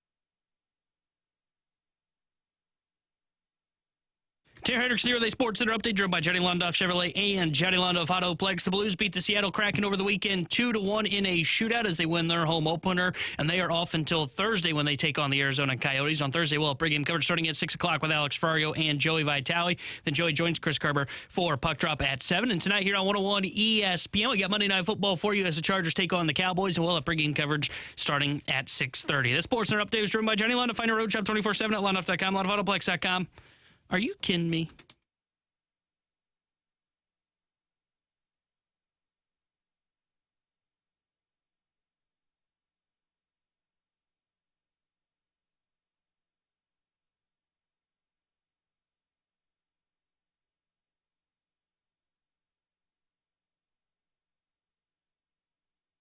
All right, so Dan O'Dowd was on MLB Network yesterday talking about what it takes to win a World Series. Turns out it takes a lot of talent, and that is a prerequisite. It also takes leadership in your dugout, grittiness, and a little bit of luck. We knew all of these things, though. Mix all that together and get bounced in the wild card. Yeah, you got good vibes. Good vibes is basically what it takes, according to Bruce Bochy. He should have said grittiness. That was game over. So, Alex, he also put together some, legitimate, I think at least, a list of players, a list of things that you need. It's almost the ingredients list. You're going to the grocery store, you're thinking about making up a recipe, you're thinking to yourself, all right, I need a pound of chicken, I need 4 shallots, those kinds of things, right? Dan O'Dowd put together, what are the ingredients of a championship contender shallots? roster? Shallots are great, Nobody man. buys Underrated. What are you shallots. making at your house? You can make a little sauce. No wonder why mince up you had some food shallots. poisoning last Some week. olive oil. sauce because it doesn't have the shallots. Man, shallots are underrated, underutilized in cuisine, in my opinion. All right. Cuisine. So, the first thing that Dan O'Dowd starts with, Alex, 4 aircraft carriers. Now, what he means by this Cardinals is got a lot of airplanes. 4 superstar caliber players. I thought he meant planes taken to the Helicopter, place. private jet, commercial plane. I'm going to throw out the 4 car. players that I would consider to be in this criteria. You guys tell me if you agree with this, though. I think Goldie, Arenado, Contreras are absolutely aircraft carriers. And I think Jordan Walker will be an aircraft carrier for the Cardinals in 2024. Do you guys agree with that? Do you think they have 4 of them right now? Because when I hear aircraft carriers, I'm assuming players that carry the team when everybody else fails. Correct. And I saw that this season from Goldie, saw it from Arenado, we saw it from Contreras, and I'm agreeing with you. Jordan Walker can carry this team if he has to. I would agree that he's in that conversation, and I think that you could put a handful of others in there. Like if everything goes right, Newpark could be in that conversation. Same with a Nolan Gorman. I think those are the other 2 guys that I would consider on the fringe being those aircraft. I wouldn't put guys. Gorman in that one. I think he's got a potential. I think he does too. Because if he can put up Schwarber type numbers, Schwarber's viewed as this. I feel like to be an aircraft carrier, you got to do more than just hit home runs. Really, that's all Schwarber does. Yeah. Well, he gets on base too. Nick Castellanos, same thing. Nick Castellanos, I think, would be considered an aircraft carrier. See, I would when I look at the Phillies roster, I'm thinking aircraft carrier. I'm going Harper, Trey Turner, JT Real Muto, and then I don't know if I would put those guys in there. Man, if the Cardinals were playing the Phillies in a postseason series, the first guy that we talk about is probably Harper. The second guy we talk about might be Schwarber. Yeah. Because he can just crush you. He gets up into the box in any given moment. He can homer. You guys are just too easy on making up aircraft carriers, and I like to be hard enough on this team. We all agree, though. Those are 4 guys that are, whether we want to disagree on the other players that could get into this criteria or not, you have the 4 right now on your roster. Stick to the program, T-Bone. Move on. Thing that he says, you bot. 4 solid everyday position players. I think the Cardinals have this as well. I think they got plenty of these guys. Donovan, Gorman, Nootbaar, Edman. Those would be the 4 that immediately come to my mind. If you want to throw other guys into the list, you probably could have other pieces that could be viewed in this category. Wynn was the one that came to mind for me because of his Gold Glove defense. Sure. They've got 4 of them. We're all in agreement there, right? Yep. Yeah. Next thing, 2 impact starting pitchers. All right, game over. I have 0. I do not believe that the Cardinals currently have an impact starter on the roster. I agree. I think those are 2 guys that you have to add this offseason, otherwise you don't have the criteria met here. Yeah. Yep, I agree. They don't have a number 1 or a number 2. Yeah. They need someone that can take the ball, and whether they're viewed as a 2 across baseball, I think Sonny Gray's viewed as a 2. Honestly, I think Pablo Lopez is viewed as a 2. Agreed. They can take the ball, they can elevate their game to the next level in the playoffs. Jordan Montgomery probably viewed as a 2 right now. Guess what he's doing? Nathan Eovaldi viewed as a 2 right now. Guess what he's doing? You need guys that can fit into that criteria at a minimum, and so far they do not have any of those guys. The other thing that he's got is 2 depth starters. I do think they've got those taken. I think they got 1. I can't put Matz in this category because he's not healthy. And I'm not going to have them all season. Because I feel like you could say that about a lot of guys across Major League Baseball that are viewed as depth starters. Many of them are expected to start 20 games for their team next year. Like Andrew Heaney fits into the criteria of a depth starter coming into a season. You don't expect a ton out of Andrew Heaney. Dane Dunning, depth starter. Is he really a guy that you're super excited about going into next year? No, probably not. But he's there, and he's going to start probably 20 games for you, and you feel fine about it. Yeah. I think Matt's good. But my concern Matt's with plus Thompson, maybe that's the way to do it. Because my concern with Matt's Matz is you get the slow start out of the gate that's just never correct, and then he gets injured, and he comes back, and he gives you 2 solid months, and he gets injured again. Like, I can't rely on that. But if you put Matz and Thompson into the same conversation, then yeah, I'd say you got 2 impact back-end starters. That's what I was going to say. Is I think you definitely have one, and I think you have 2, but it's a combo of Matz plus whoever you sign in free agency. And I do love combos. Either way, I think you've got that taken care of. Next thing up, a dominant closer. I think this is an interesting discussion. Do the Cardinals currently have a dominant closer? We know who the name would be if they have it. It's Ryan Helsley. Do you guys believe that he deserves to fit into that criteria coming off of last season? Man, I don't. He wasn't up until when he came back and when he was out for 3 months and you had like a month and a half where he was a dominant closer. I don't know if I have him there. I think he still has the potential to be that, which, like, I'm not saying get rid of him and go find a dominant closer. I'd start next season with Ryan Helsley in that role, but I'm not sold that he can be that from start to finish. I think I would put him in the dominant closer. I think so, too. Because I think the struggles early on were health-related. And I think when he's healthy, last year he was healthy and was legit stud back in bullpen. I think was an all-star, too. This past season, in September, 11 2/3 innings pitched in 11 games, .70 ERA, 1.54 whip on an opponent, batting average 108. I think it's just health was the biggest concern with him early on in the year. And when he struggled when he first got called up to the majors, I'll never forget the spring training 2 years ago. We had Katie Wu on. We said, who's someone that's impressing you? She said Ryan Helsley. And I think all three of us went, Ryan Helsley. Yeah, right. But he'd been dealing with a knee injury that we didn't know about. And he got that cleaned up. And now that then he was healthy and he's pitched well when he's been healthy the last 2 years, I think he fits into this dominant closer category. I think I agree with you. And that has a trickle-down effect into the next criteria that Dan O'Dowd has for championship contending teams. 2 impact setup relievers. This is one that I'm willing to listen to arguments on as well. Giovanni Gallegos, for almost his entire Cardinals career, has been capable and really has been deserving of this kind of criteria. I could listen to an argument either way on whether or not he is currently that player, but if he's not, I think he fits into the criteria that is next of the 2 depth bullpen arms, and I think Jojo Romero is another guy that fits into that criteria. Do you guys think that as of today, Giovanni Gallegos should be considered as a impact setup reliever?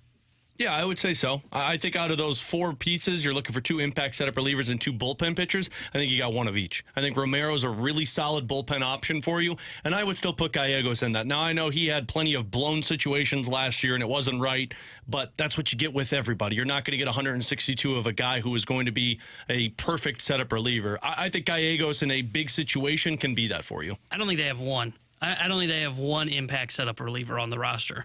And I know the projections will tell them, off year for Giovanni Gallegos. They can't plan like that. They got to plan on, okay, Gio had an off year, and this could be the beginning of the end for Giovanni Gallegos as a top-end reliever, so he slides down to that other category that you just said. And I don't trust JoJo enough yet to put him in that conversation. He did it for 1 year and part of a year, and he got hurt. I need to see a bigger sample size. I think he's a depth bullpen arm. I don't think he's a impact setup reliever because I got to see it for a longer period of time before I just go all in, chips in on Jojo Romero. I think they got to find 2 of those guys. We've heard the report from Derek Gould. They're looking for 2 bullpen arms this offseason. They should be looking for 2 impact setup relievers this offseason. That is the entire criteria for a championship contending roster? Got the dugout leadership. Yeah, what about the grittiness? I said they've got that. They're good. Oh, do they? Yeah, you sure about who's the grittiest? The grittiness? The grittiest. Donovan. Yeah. He's a solid player. Tommy Edman. Who's the leadership? What do you mean? Yadier Molina. He's a bench coach. Well, yeah. Obviously. Joe McEwing last year. About this already. I think that it is increasingly clear.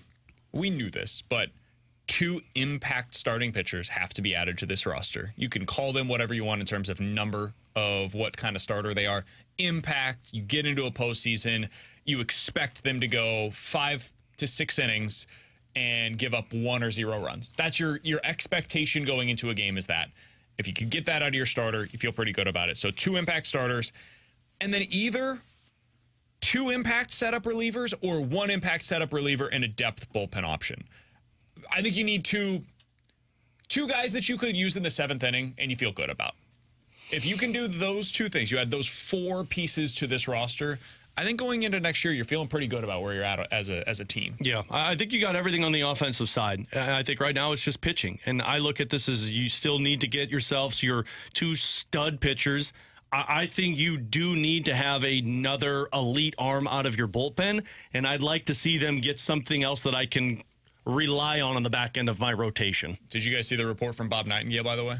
Bobby Boogie? What's he up to? What are we doing? He should be covering the World Series. In his USA Today article yesterday, he said, quote, "The St. Louis Cardinals will strongly pursue Minnesota Twins free agent Sonny Gray this winter." Man, I love how the Cardinals are telling everybody that will listen, Hey, Bob, we want Sonny Gray. Put that in your article. Yeah. Sonny, hey, we really want you in St. Louis. Hey, mention how close we are to Nashville. Everybody is connecting the Cardinals to Sonny Gray. Now, it's the easiest thing to do, right? It's the classic Cardinals move. Fewer years, a little less money than the top-end starters. We're shopping in not quite the top shelf, but like really nice liquor that's going to cost you, $10 a pour instead of the $25 pour that you're going to be able to get. That's where the Cardinals typically shop. So it's no surprise they're connected to this player. It's also a potentially really good signing. I would have no problem with them going out there and acquiring a Sonny Gray. I think my guess for what this Cardinals offseason is going to look like, I think they're going to sign Sonny Gray. I think they're going to trade for another starter. Maybe it's Dylan Cease, somebody like that. And I think they're going to go sign a big-time reliever. I think that's something that we haven't talked a ton about that they're probably going to go do. You guys remember they had the talks with Jordan Hicks prior to the deadline about, hey, do we want to re-sign him long-term here? I don't know if it's Hicks, but like if they got involved with Josh Hader, it wouldn't surprise me. Oh.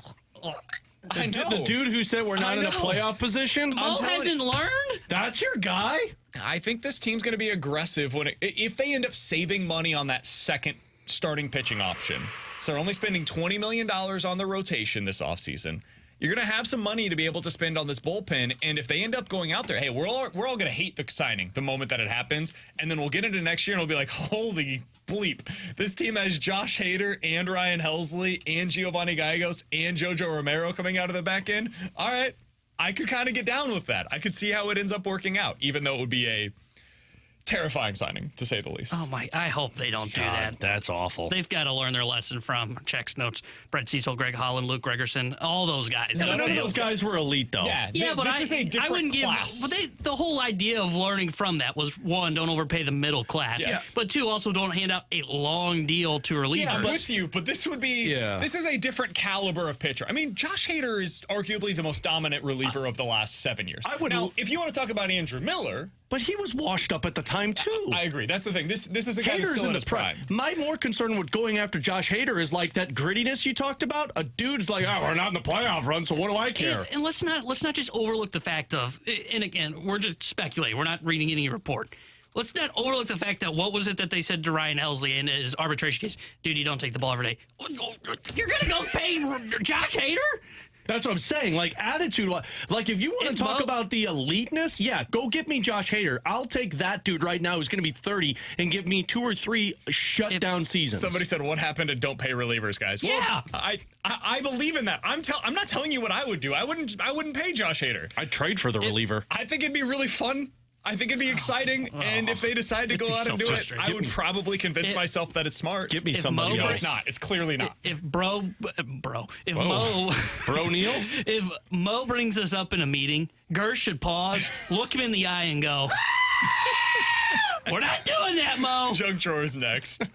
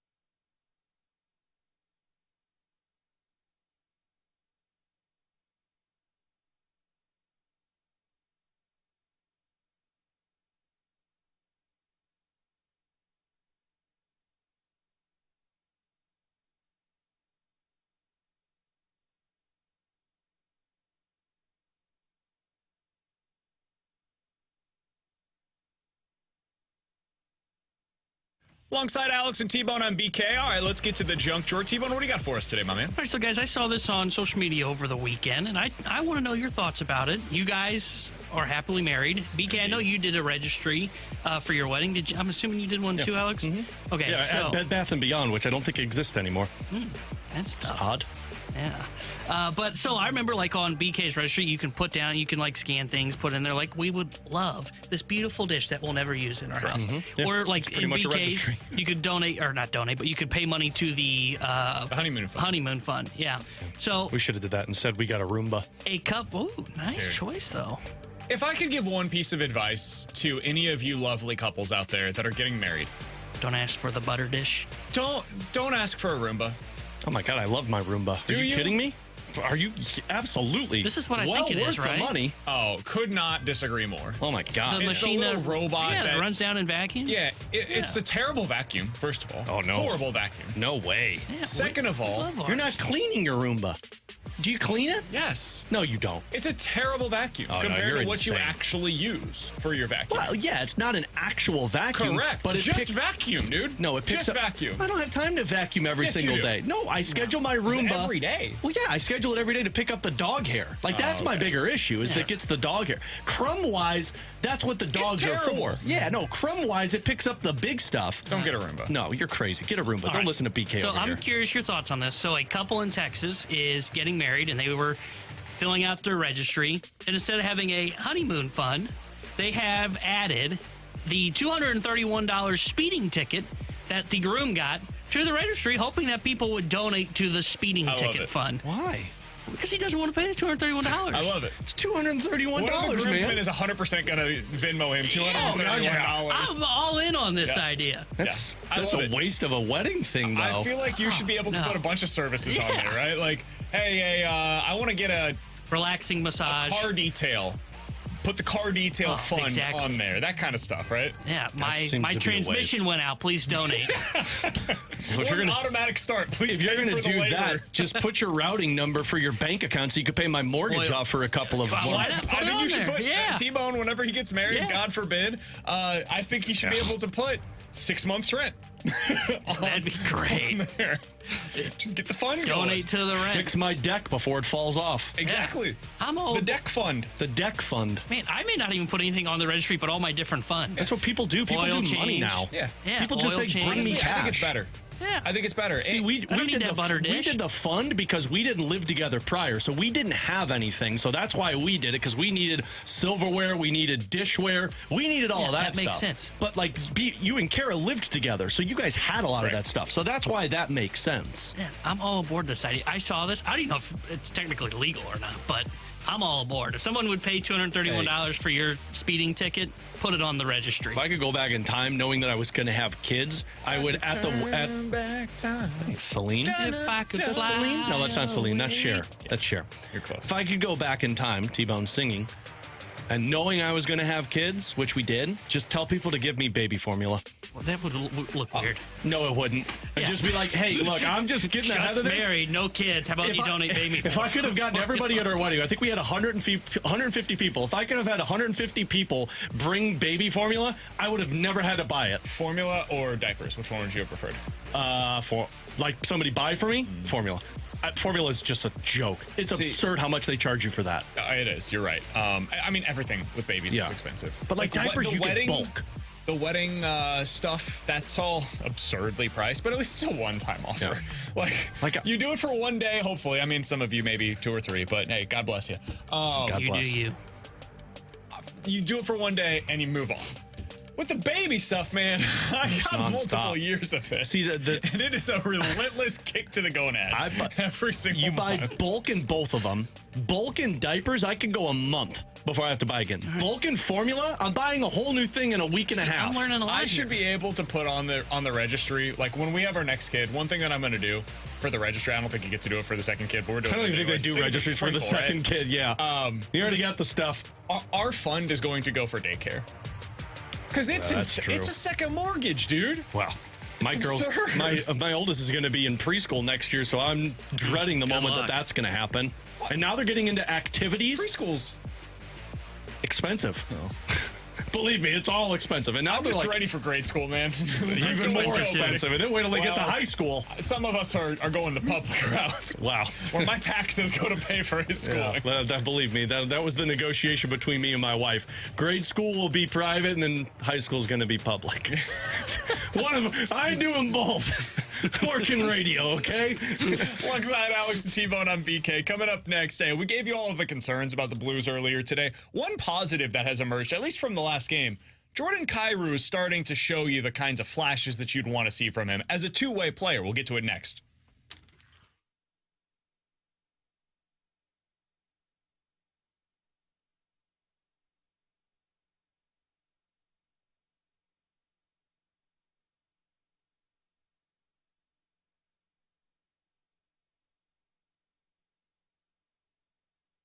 Hey, it's BK, and I've got exciting news for all of the men out there. Victory Men's Health has launched a new telehealth site. This is called Victory RX. Men, you can go there at victoryrx.com. When you go there, you'll be able to get prescribed that ED medication that you've been looking for, and it's going to be an easy process for you. They've made this simple. You go over there, you do your entire consults all via text. Victory Men's Health is a trusted brand in this area. They've treated thousands of men in their standalone locations, and now they are giving men from all over easier access to their #1 selling ED medication. It's got active ingredients with both Viagra and Cialis, and most importantly, this is going to come in a chewable tablet form. It doesn't have that swallowing pill that you've had previously. That pill that you had, it may be affected by the food or the drink that you consumed earlier in the day, not with VictoryRx.com. It's a chewable tablet. You can be rest assured it is going to have the correct dosage for you. So go to VictoryRx.com. That's VictoryRx.com and play hard.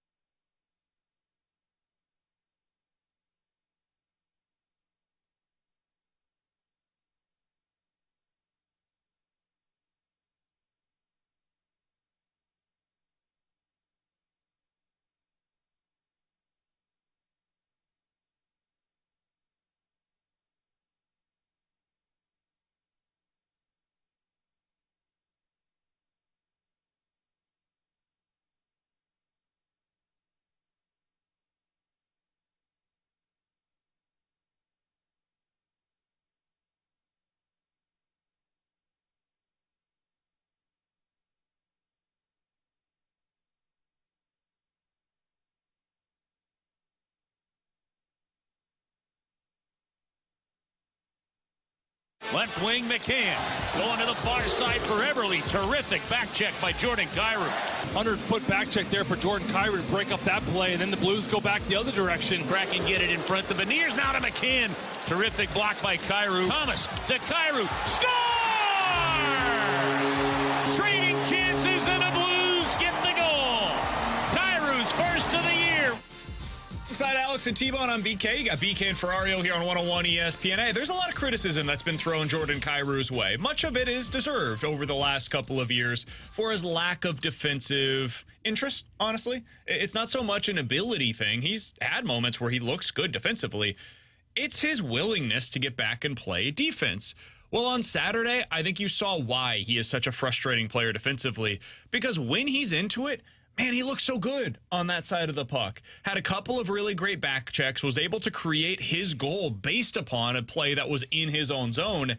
Alex, can they get more of that out of Jordan Kyrou? And if so, what does that mean for him as a player? Yeah, I mean, they absolutely can. Look, for all the criticism we've had on Jordan Kyrou, this season, he has not had a game where I felt like he was a liability defensively. Now, as Mike McKenna said on Friday, is he straight-legging it sometimes? Probably. Sure. But again, like the system that they're using, F1, as Craig Berube labels it, is the important forward to get back. That's typically the centerman. But if your forward's still coming back, Jordan Kyrou showcased his speed.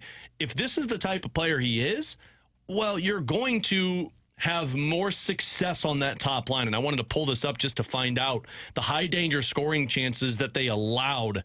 Pavel Buchnevich and Thomas and Kyrou, they allowed 3 of them against the Dallas Stars. So that one was a tough game for them. But in the game against the Seattle Kraken, they only had 1 allowed and they had 3 the other direction. So that's Jordan Kyrou's ability to back check, and that changes some things. The way he takes that step north, though, is when he's able to possess the puck more in the offensive zone. Because if you back check, great. If you're more responsible in the defensive zone, awesome. You're not straight-legging it. But if you're also not creating and holding onto the puck in the offensive zone, then you're not doing much. You're just going back and forth, and your shift is going to be done in 45 seconds. So it's going to benefit this team if his speed is back checking and breaking up plays, because the odd man rushes don't happen as much. But you're going to put your team in a position where they're going to be having those odd man rushes more if you don't hold on to the puck in the offensive zone. Yeah, if they hold on to the puck more in the offensive zone and this continues with Kyrou, that's going to be a really good line for the St. Louis Blues. And there's no doubt about it. I think it can be a good line anyway, even if it is kind of one and done. But we said all year long, what's the goal for Jordan Kyrou defensively? Can you be average and get rid of some of the straight-legged moments? Yeah. And I think you saw that in the game against the Kraken. I thought he looked great against Seattle. He came back check, knocked down a pass. They go the other way, and they end up scoring a goal in the game, too. So, like, I think he's looking better, and I think he's understanding the system more. And you could see, I think it was in the Seattle game, where he did something, and Ott immediately goes to him and starts talking with him. And you can see Kyrou starting to understand it, communicating with the coaching staff. So the way he played over the weekend was very encouraging, because that's the guy that you expect to see. That's the guy that you want to see if you're the St. Louis Blues, the guy that's back-checking, playing average defense, and he's using his shot and using his speed to create offense. And it's important, because that's the way that the Blues have won so far this year. They have won a game, and then were able to get a point in the other based upon goal suppression. It has not been their ability to go out there and score 4, 5, 6 goals so far. Alex, my question to you is twofold. One, is that the way that the Blues are going to have to win this season, is by these low-scoring affairs? And 2, is that a way that they can win the rest of the season? Because it's one thing to need to win low-scoring games because you don't have a ton of offense. It's another thing to be capable of doing that over the course of the long season. Sometimes we've seen, for example, the Miami Marlins this year in baseball. They won a lot of low-scoring affairs early on in the season, and then as the season went along and they were in a bunch more of these one-run games, their magic started to run out a little bit, and the tide started to go in the other direction. Can the Blues keep this up, and do they need to keep up this current way that they're going about it? Well, let's start with the can they, because I absolutely think they can keep this up if they stick to the commitment of the scheme. Everything we've seen, and I get it, it's 2 games, and before I can sit here and actually judge this team, I'm going to give it the month of October, because they've got a lot more games against more of those middle-tier teams that Doug Armstrong's talked about. But look, you just went up against a team that's expected to be a Stanley Cup contender this year in Dallas, and Dallas did not have the elite scoring chances that people predicted from them. Seattle, on Saturday, they're an elite skating team. They're fast. They've got their odd man rushes, but when they were in the zone, there was a lot to the outside.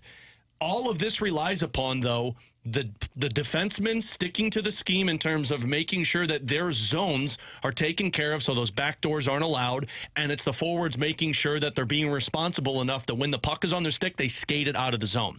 That's when you don't skate it, when you try and pass it, you put turnovers on the team, and then you're an odd man rushes, and now we're in a bad spot. So they absolutely can continue this, because we've seen it work already in 2 games, and I'm curious to see more. Will they have to? Absolutely. Because if they don't play this way, now we're going back to last season. And last season was all over the place. You're skating nonstop. You're stuck in your own zone. Frankly, we saw that a couple of times against Seattle to where they broke away from their scheme. They were chasing the puck, and then it just kept being the cycle game. When you're in that established zone, you can't really cycle on it because you're not allowing those inside areas. So you have to play this way. And if this is going to take a step back on offense, I think people are going to have to understand you're going to see a lot more of 2-1, 3-2 games until your power play starts to hit. When your power play has success, welcome to you scoring 3, 4, 5 goals in a game because teams are less reliant to take penalties against you. It's almost like the Blues are a baseball team that has a dynamite bullpen and they know it. And they're just trying to get to like 2 or 3 runs against the opposing team starter. The problem is they're also striking out a ton, and if they don't hit home runs, they can't score. Yeah. And like that's kind of where this team is at right now is they don't have the ability to hit a consistent single, to get guys on base. They don't really have a counter punch.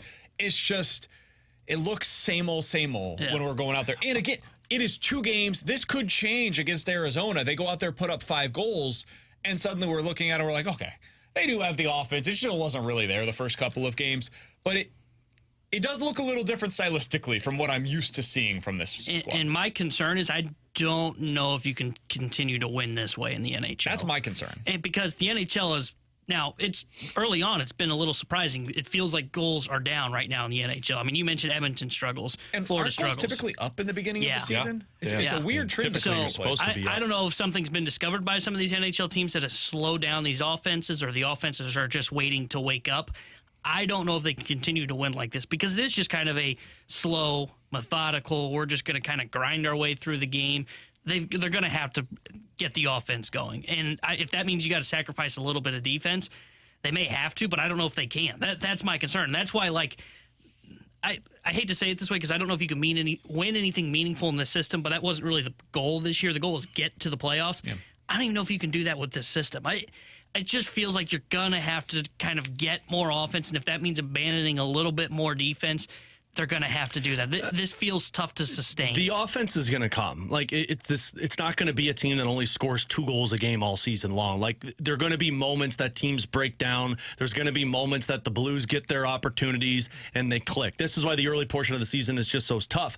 But look, this is an exhausting style to play if you're a player because it's reliant upon you blocking shots. It's reliant upon you making sure that you're focused on the defensive side of the game. And if you're not, the breakdowns take place. But as Mike McKenna told us on Friday, it's no coincidence that teams, it's not just the Blues doing this, other teams are doing this scheme. They're copying what Vegas did last year. And Vegas was middle of the pack in terms of goals scored. The team scored 267 last year. They were middle of the pack in terms of shots on goal. They averaged about 30, and they won from goal suppression. Thank you. You're there, man. They allowed 225 goals last season. So you can do it, but you better be ready to play an exhausting style of hockey for 82, and that's where the issues lie. The closer comp is probably what the Islanders did last year, where you watch them and you're like, oh, this is not fun. Yeah, but they know they have an elite goaltender that can make those saves for them to be a little bit more aggressive. I know, but they barely scored. Like their goal production last year was so incredibly low. They scored 35 fewer goals last year on the season than the Vegas Golden Knights. So the Golden Knights were like a pretty good offense, but not necessarily elite.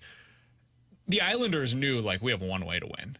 And my I don't know if it's a concern, but my question about the Blues right now is that going to be what they are? And that's not inherently a bad thing, man. Last year, the Islanders made the playoffs. You can make the playoffs this way, and in a transition year, if you take on this new identity and you say, hey, it's going to be ugly, we're going to have to grind this stuff out, and it's going to go back to what it was kind of in the Ken Hitchcock days of, hey, we'll score 3-2, 2-1. That's going to be a bunch of what we how we win hockey games. Hey, man, nobody hates a winner. And if they go out there and win a bunch of games this year, more power to them. It's just not the same style that I have become accustomed to watching the Blues over the last few years. And it's certainly not as fun or entertaining of a style to watch. But again, if they win, then who cares what the style is? I do think it's going to be what's necessary, though, because I don't know that they have the game-breaking talent that I thought they might coming into the year. They need more. If they're going to play the style that I thought they were going to be, They need more out of Kevin Hayes. They need more out of Jakub Vrana. They need these goal scorers to really step up in a significant way. And that's going to come in on special teams. You're going to have to score on the power play to get those. But you know where this falters, and you know where we really get to find out who this team is? It's when you lose a couple of games 1-0 or 2-1. And when some of these big-time players go down with injury. I'm curious to see how they respond to this Pavel Buchnevich injury. Man, he's your best all-around forward. He's a great defender, and he does produce offense, especially on the PK. PK has been one thing that's really gone well for this team. How do they look without Pavel Buchnevich out there? It's a lot of questions about the Blues, but they are 1-0-1 to start out the season, and you can't ask for really much more than that. Coming up next, I thought it was an excellent weekend in college football. The start of the weekend, though, I think kind of went under the radar because of everything that took place on Saturday. Has the shine officially worn off on the Colorado story? We'll talk about it next here on 101 ESPN.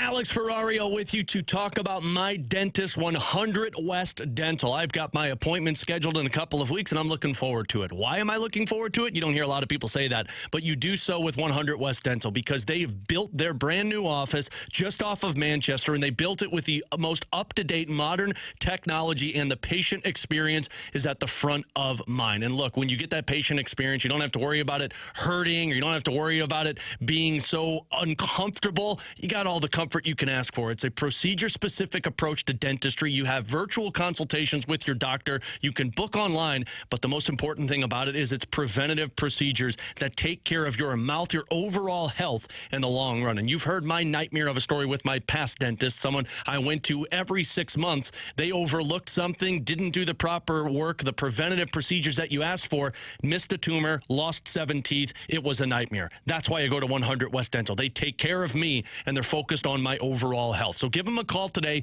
636-585-0100. You can schedule online. You don't have to make a phone call, and go see why they are my favorite. 100westdental.com.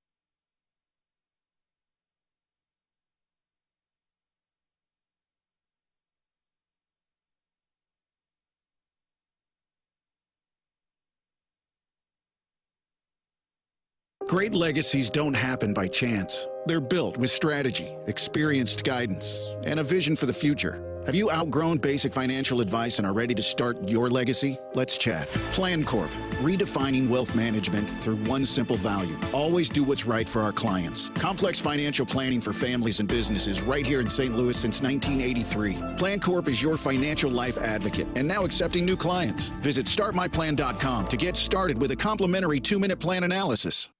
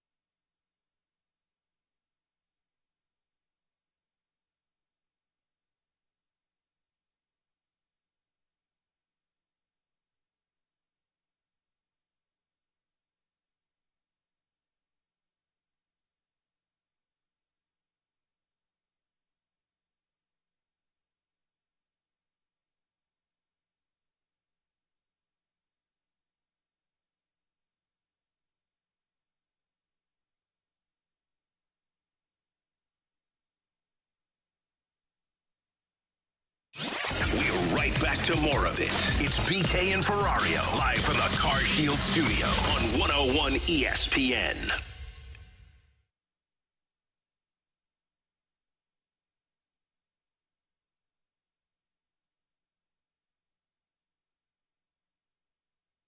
Alongside Alex and T-Bone, I'm BK. So going into the weekend, Friday night, we kicked things off early with a couple of college football games on Friday night, and then the late one was Stanford at Colorado. Alex, Colorado went up 29-0 at halftime. Eek.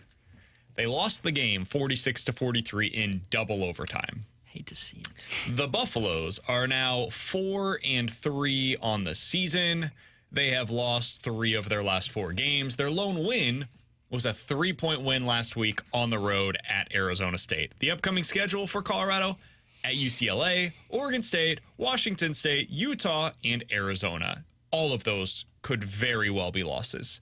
Have we seen the shine officially come off of Colorado this year? Yeah, we did. And I think the frustration on Deion Sanders' face during that second half collapse told you everything you needed to know. Like, you rubbed that lamp, that magic lamp, so many times in the first start of the season that all of the magic disappeared.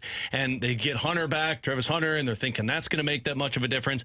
I think we saw the best of Colorado and what they're trying to accomplish at the beginning of the season, but now it goes back to what Sanders has been saying of, we need more talent in our system before we can sit here and act like. I think they're going to be good. I think you've got the coach's mindset and scheme that's in place. The question is going to be, can still recruit? But the rest of the season, I don't think it's going to be very pretty for them. Yeah, I think the shine is worn off on Colorado. Mostly because, like, now they don't feel like Buffalo's, but like a baby Buffalo. You know, they were a team that it was like, man, this team is great. And now you've seen that it was just kind of an early season. I don't want to call it a fluke because they do have some talent on that roster. But, I mean, that loss to Stanford, that can't happen. You can't lose a game when you're up 29-0 and you're flaunting around. Look at my wrist. Yeah. Look at the watch I've got. You can't end up losing that game. And the trash talk that they like to throw around out there, like, it's not going to have the same luster anymore now that you've got 3 losses. You've dropped 3 of 4. And, again, like, the loss to USC, Oregon, like, those made sense. Like, those I can see. The loss to Stanford, that just can't happen. You're going to lose your luster because they haven't been a football program since Andrew Luck left there. So the fact that you lost to them and blew a lead just cannot happen. Hey, they had McCaffrey. I think they're no longer a story for me. Like, I won't be going into weekends moving forward and saying to myself, like, hey, I want to watch the Colorado game. Now, if they're on and there's nothing else going on at that time, like if they're an 11 a.m. kickoff and the 11 a.m. slate stinks, yeah, I'll watch them, especially against some of these, like the UCLA, Oregon State, Utahs of the world. I'll have that on in the background, but otherwise they're not appointment television anymore. And they were for the first, 6 weeks of the season, and then I watched on Friday night against Stanford. That no longer exists. If you don't win those games that you need to, you are no longer going to be a part of the big-time story, and a big part of that is because it's been a great college football season, man. I think Saturday we saw the game of the year, and I think it's the game of the year because, in my opinion, Alex, Oregon and Washington are the 2 best teams in the country. I know I'll get pushback on the text line from this because there's Big Ten fans in our audience, and there are SEC honks in our audience as well. I get it. Those are 2 of the best conferences in college football. They've historically been the 2 best conferences. Hell, the SEC for the last 15 years has been the best, and there's no second. But this year, man, you ain't the best anymore. It's the Pac-12. And the 2 best teams in that conference played head-to-head on Saturday in Washington in what was an unbelievable football game. I hope we get to see this one again, man, because Oregon played its butt off. And I think if you play that game again, I would not be surprised to see Oregon come out on top. They had some weird situations that took place in the red zone, went for it multiple times on 4th down, did not convert on either of those opportunities. That's a team that I am very excited to see moving forward. I think they're going to be on a mission to get to that Pac-12 championship game and avenge their loss. I think you saw 2 of the best teams just in college football play each other. Like, watching that, I made a side bet on this game, and I took the under because I thought it was going to be more of a defensive style game, and man, it was not. I mean, this was just straight 2 quarterbacks heaving the ball downfield. Watching both Nix and Penix, I love this type of game because it's 2 teams that people overlook because of the name recognition in college football. It's like, oh, well, you got Georgia and Ohio State and Michigan, Texas. You're looking at these teams. But then you watch them play, and you realize that they're on a different planet in terms of how they play offense and just their overall style compared to some of these other teams. Because, like, watching that and then going back and watching when Ohio State and Notre Dame played against each other, this is night and day. These 2 teams would wipe the floor with Ohio State. Yeah, Washington's got the best offense in the country. I have no doubts about that. Penix is just slinging it. I think he's the favorite to win the Heisman right now.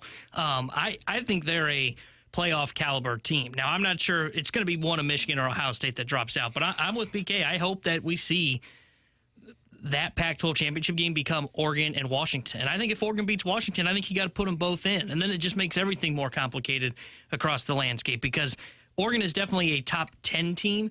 And I thought they were more balanced than Washington going into that game because I thought they had a better defense and Bo Nix at quarterback made them a good offense.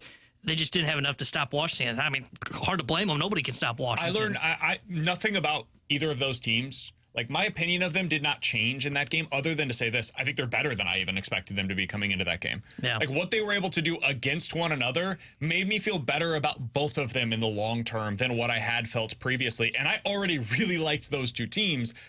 I think they're the best two teams in the country. Like, if I had a top 25 ballot, you can't do this because people will yell at you because one of them has a loss. I would have them 1-2. I would have Washington at number 1 in my rankings today. I would have Oregon at number 2 in my rankings today. And frankly, I would have Michigan at number 3 in my rankings, and I think I would have Florida State at number 4.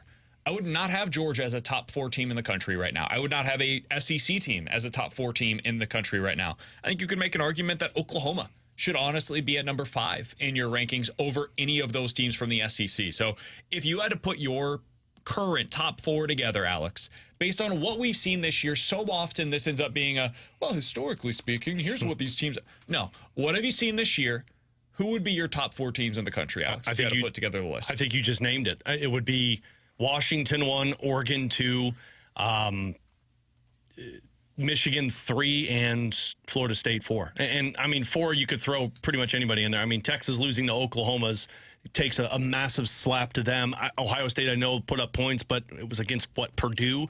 So I would probably have those as my top 4, but I would imagine Ohio State's probably going to be at number 4 over a Florida State. I would go Washington 1. I agree with that assessment. I would go Michigan 2. I think I would still throw Georgia in there at 3 because they are undefeated and the defense is still just really good. Offensively, I do have my question marks about them, but I would put them in 3. I would put Oregon at 4. I would have them in the top 4. Florida State is starting to show. I know they won big this week and they were playing Syracuse, but they have started to show some signs of a little bit of, okay, is this team going to get through this ACC? I need somebody to explain to me this love with Georgia other than what we've seen previously. Like, if you eliminate history, just watch the team that we have actually seen on the football field this year. Man, they beat Vandy by 17. Am I supposed to be overly impressed by that? No, I'm not. They beat South Carolina by 10. South Carolina's not very good. They gave up 450 yards through the air this week to Graham Mertz. T-Bone, you remember Graham Mertz? He played in the Big Ten for a long time. The guy is not very good. I don't remember Graham Mertz. He's a super average college quarterback. Auburn, they beat them by 7. Auburn's not very good. That 3-0 start to the season, it was a mirage. It's not real.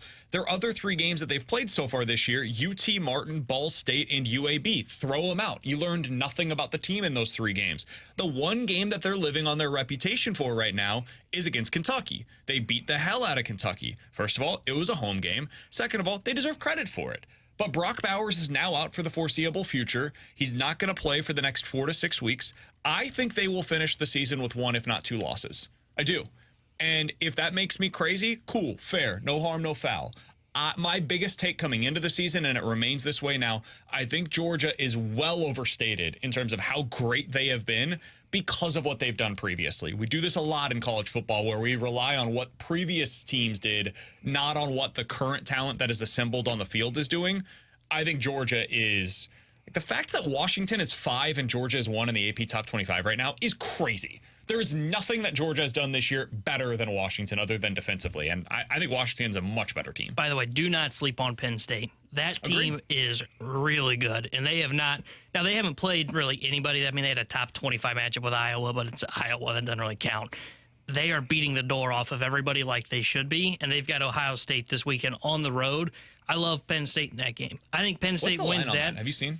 I have not seen a line on it. I think it was 3. I think it was 3 in favor. Okay, wow. I knew Ohio State was favored. I think I might have one of my games. Yeah, I like Penn State in that one, and I think if they win that game on the road, they're going to insert themselves into that conversation.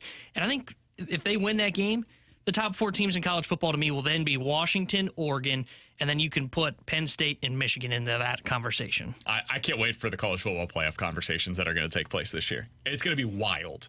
If Oklahoma ends up losing and you have an undefeated ACC champion, probably Florida State, well, buddy, the conversations about who gets in from the SEC, what do you do with these one-loss teams from the Pac-12 and the Big Ten, it's going to be a hell of a lot of fun to be able to navigate through. Coming up next, there's a statistic that was floating around baseball yesterday that makes me wonder about the future of Nolan Gorman here in St. Louis. And I'm not talking about trading him. I'm talking about the opposite. We'll talk about it next here on 101 ESPN.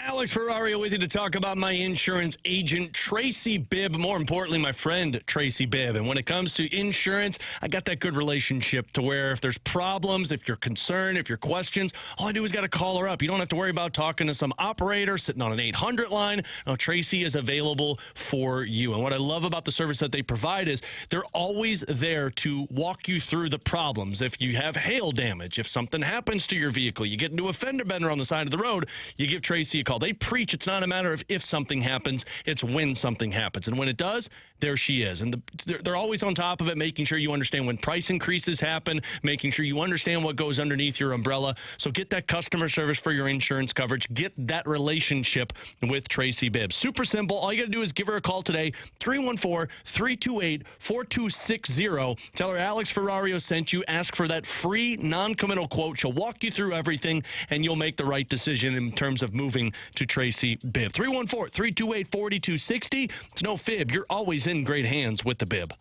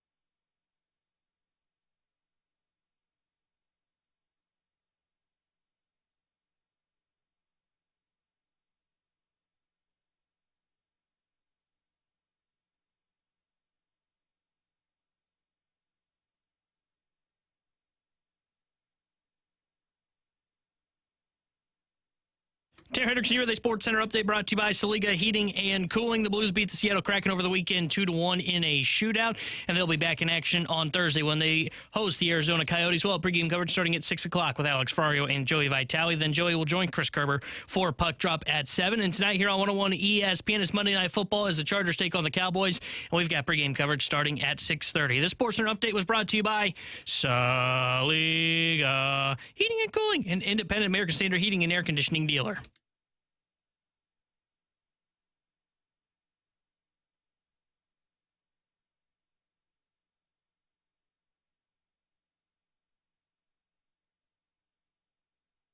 Alongside Alex and T-Bone on BK, you got BK and Ferrario here on 101 ESPN. So yesterday, Alex, Sarah Langs, who writes about baseball for MLB.com, she put out a tweet that I found really interesting. Teams this postseason that out-homer their opponent are now 15-1. Let me say that again. The team that hits more home runs this postseason wins 15 of the 16 games in which it has taken place. This is coming off of a postseason last year when teams that out-homered their opponents were 22-6. So over the last 2 seasons, the team in any game that hit more home runs than their opponent has gone 37-7. That is quite the indicator on whether or not you're going to go out there and win or lose your ball game. As we go into this offseason for the Cardinals and we're thinking about what they are going to do to best construct their team, not just for the regular season, but also for the playoffs next year, it's got me thinking a lot about the trading options for them, and specifically what all of this means for Nolan Gorman. I think he has the best raw power on this team. And as we go into next season, if you told me, hey, who's the best bet to hit 35 home runs during the regular season? I think the answer to that question is Nolan Gorman. And then I think about, okay, but what's really valuable in the postseason? Well, it's the home runs, of course, and specifically home runs from the left-handed bats. Guys, over the last 3 years, left-handed hitters have an OPS plus of 108 in the postseason. Do you know what the number is for right-handed hitters? Last 3 years, postseason, right-handed hitters versus left-handed hitters. Lefties are at a 108 OPS plus. What are right-handed hitters at? I'm going to say, I don't know if they're both. It's a BK average. game. I know. It's a BK game. I'm going to say 99. 97. 84. See, I knew it was a game. There is a massive gap in the playoffs between left-handed hitters and right-handed hitters. Now, there is some selection bias here, because some of the best hitters in the sport, especially over the last couple of years, are left-handed. And so in the postseason, you would expect them to be better. But I think this is a big enough sample size over a 3-year stretch where you're seeing in the postseason, you get those lefty bats into your lineup, you can have some serious success. We talked about this last year with Jesse Rogers. It was one of the reasons why he was high on the Cardinals is because they had Donovan, they have Gorman, they have Nootbaar in their lineup on a day-to-day basis. That is something that I don't want to give up. I want to have the opportunity to have that left-handed hitter in your lineup, batting towards the middle of the order, that on any given night has the opportunity to go deep for you. And if you give that up this offseason, I do wonder, do you have the left-handed power in your lineup to really do damage in the postseason next year? I'm not even talking about for the regular season. They can get through. They put Tommy Edman at second base, run prevention, you're good. Do you have the team that can get through October, though, if you give up that kind of left-handed power from your lineup, Alex? I don't think you do, but it really depends on the trajectory of Lars Nootbaar. Like, Lars does not have the raw power that Nolan Gorman has, but do you believe that Lars Nootbaar can be one of those players that can show up for you in the big moment? And frankly, that it's weird because it remains to be seen for all of these guys, because I haven't really seen it on the big stage yet. Like, the playoffs are a different animal, and Nolan Gorman, although he's got that raw power, can he showcase it on a playoff stage? But I don't want to move on from Nolan Gorman for this reason. Like, you don't have somebody who can give you 40 home runs from the left side that can be hitting in the 6 or 7 hole for you. Like, that's what we're talking about with Nolan Gorman. But I also don't know if you can have the replacement of a Brendan Donovan, who is such a useful, stable player that can be anywhere for you. Same can be said about Lars Nootbaar if you trade one of those guys to get that starting pitcher over Nolan Gorman. Yeah, I've been one of those that said, like, there's not an untouchable piece. When I'm watching the postseason, man, I'm thinking Gorman's kind of floating into that conversation because he does have the best raw power. And even if you think Nootbaar can project to being a potential 30 home run guy, he doesn't have the 40 home run power that Gorman can project to. I mean, we were talking about Schwarber earlier when we were talking about aircraft carriers and all this and that from Dan O'Dowd's list. And we mentioned Schwarber, and you said, BK, that's a guy that at any moment one swing can just kill you. That's Nolan Gorman. You hang a breaking ball, Gorman could deposit that thing into the third deck in right field. Like, that's how powerful he is.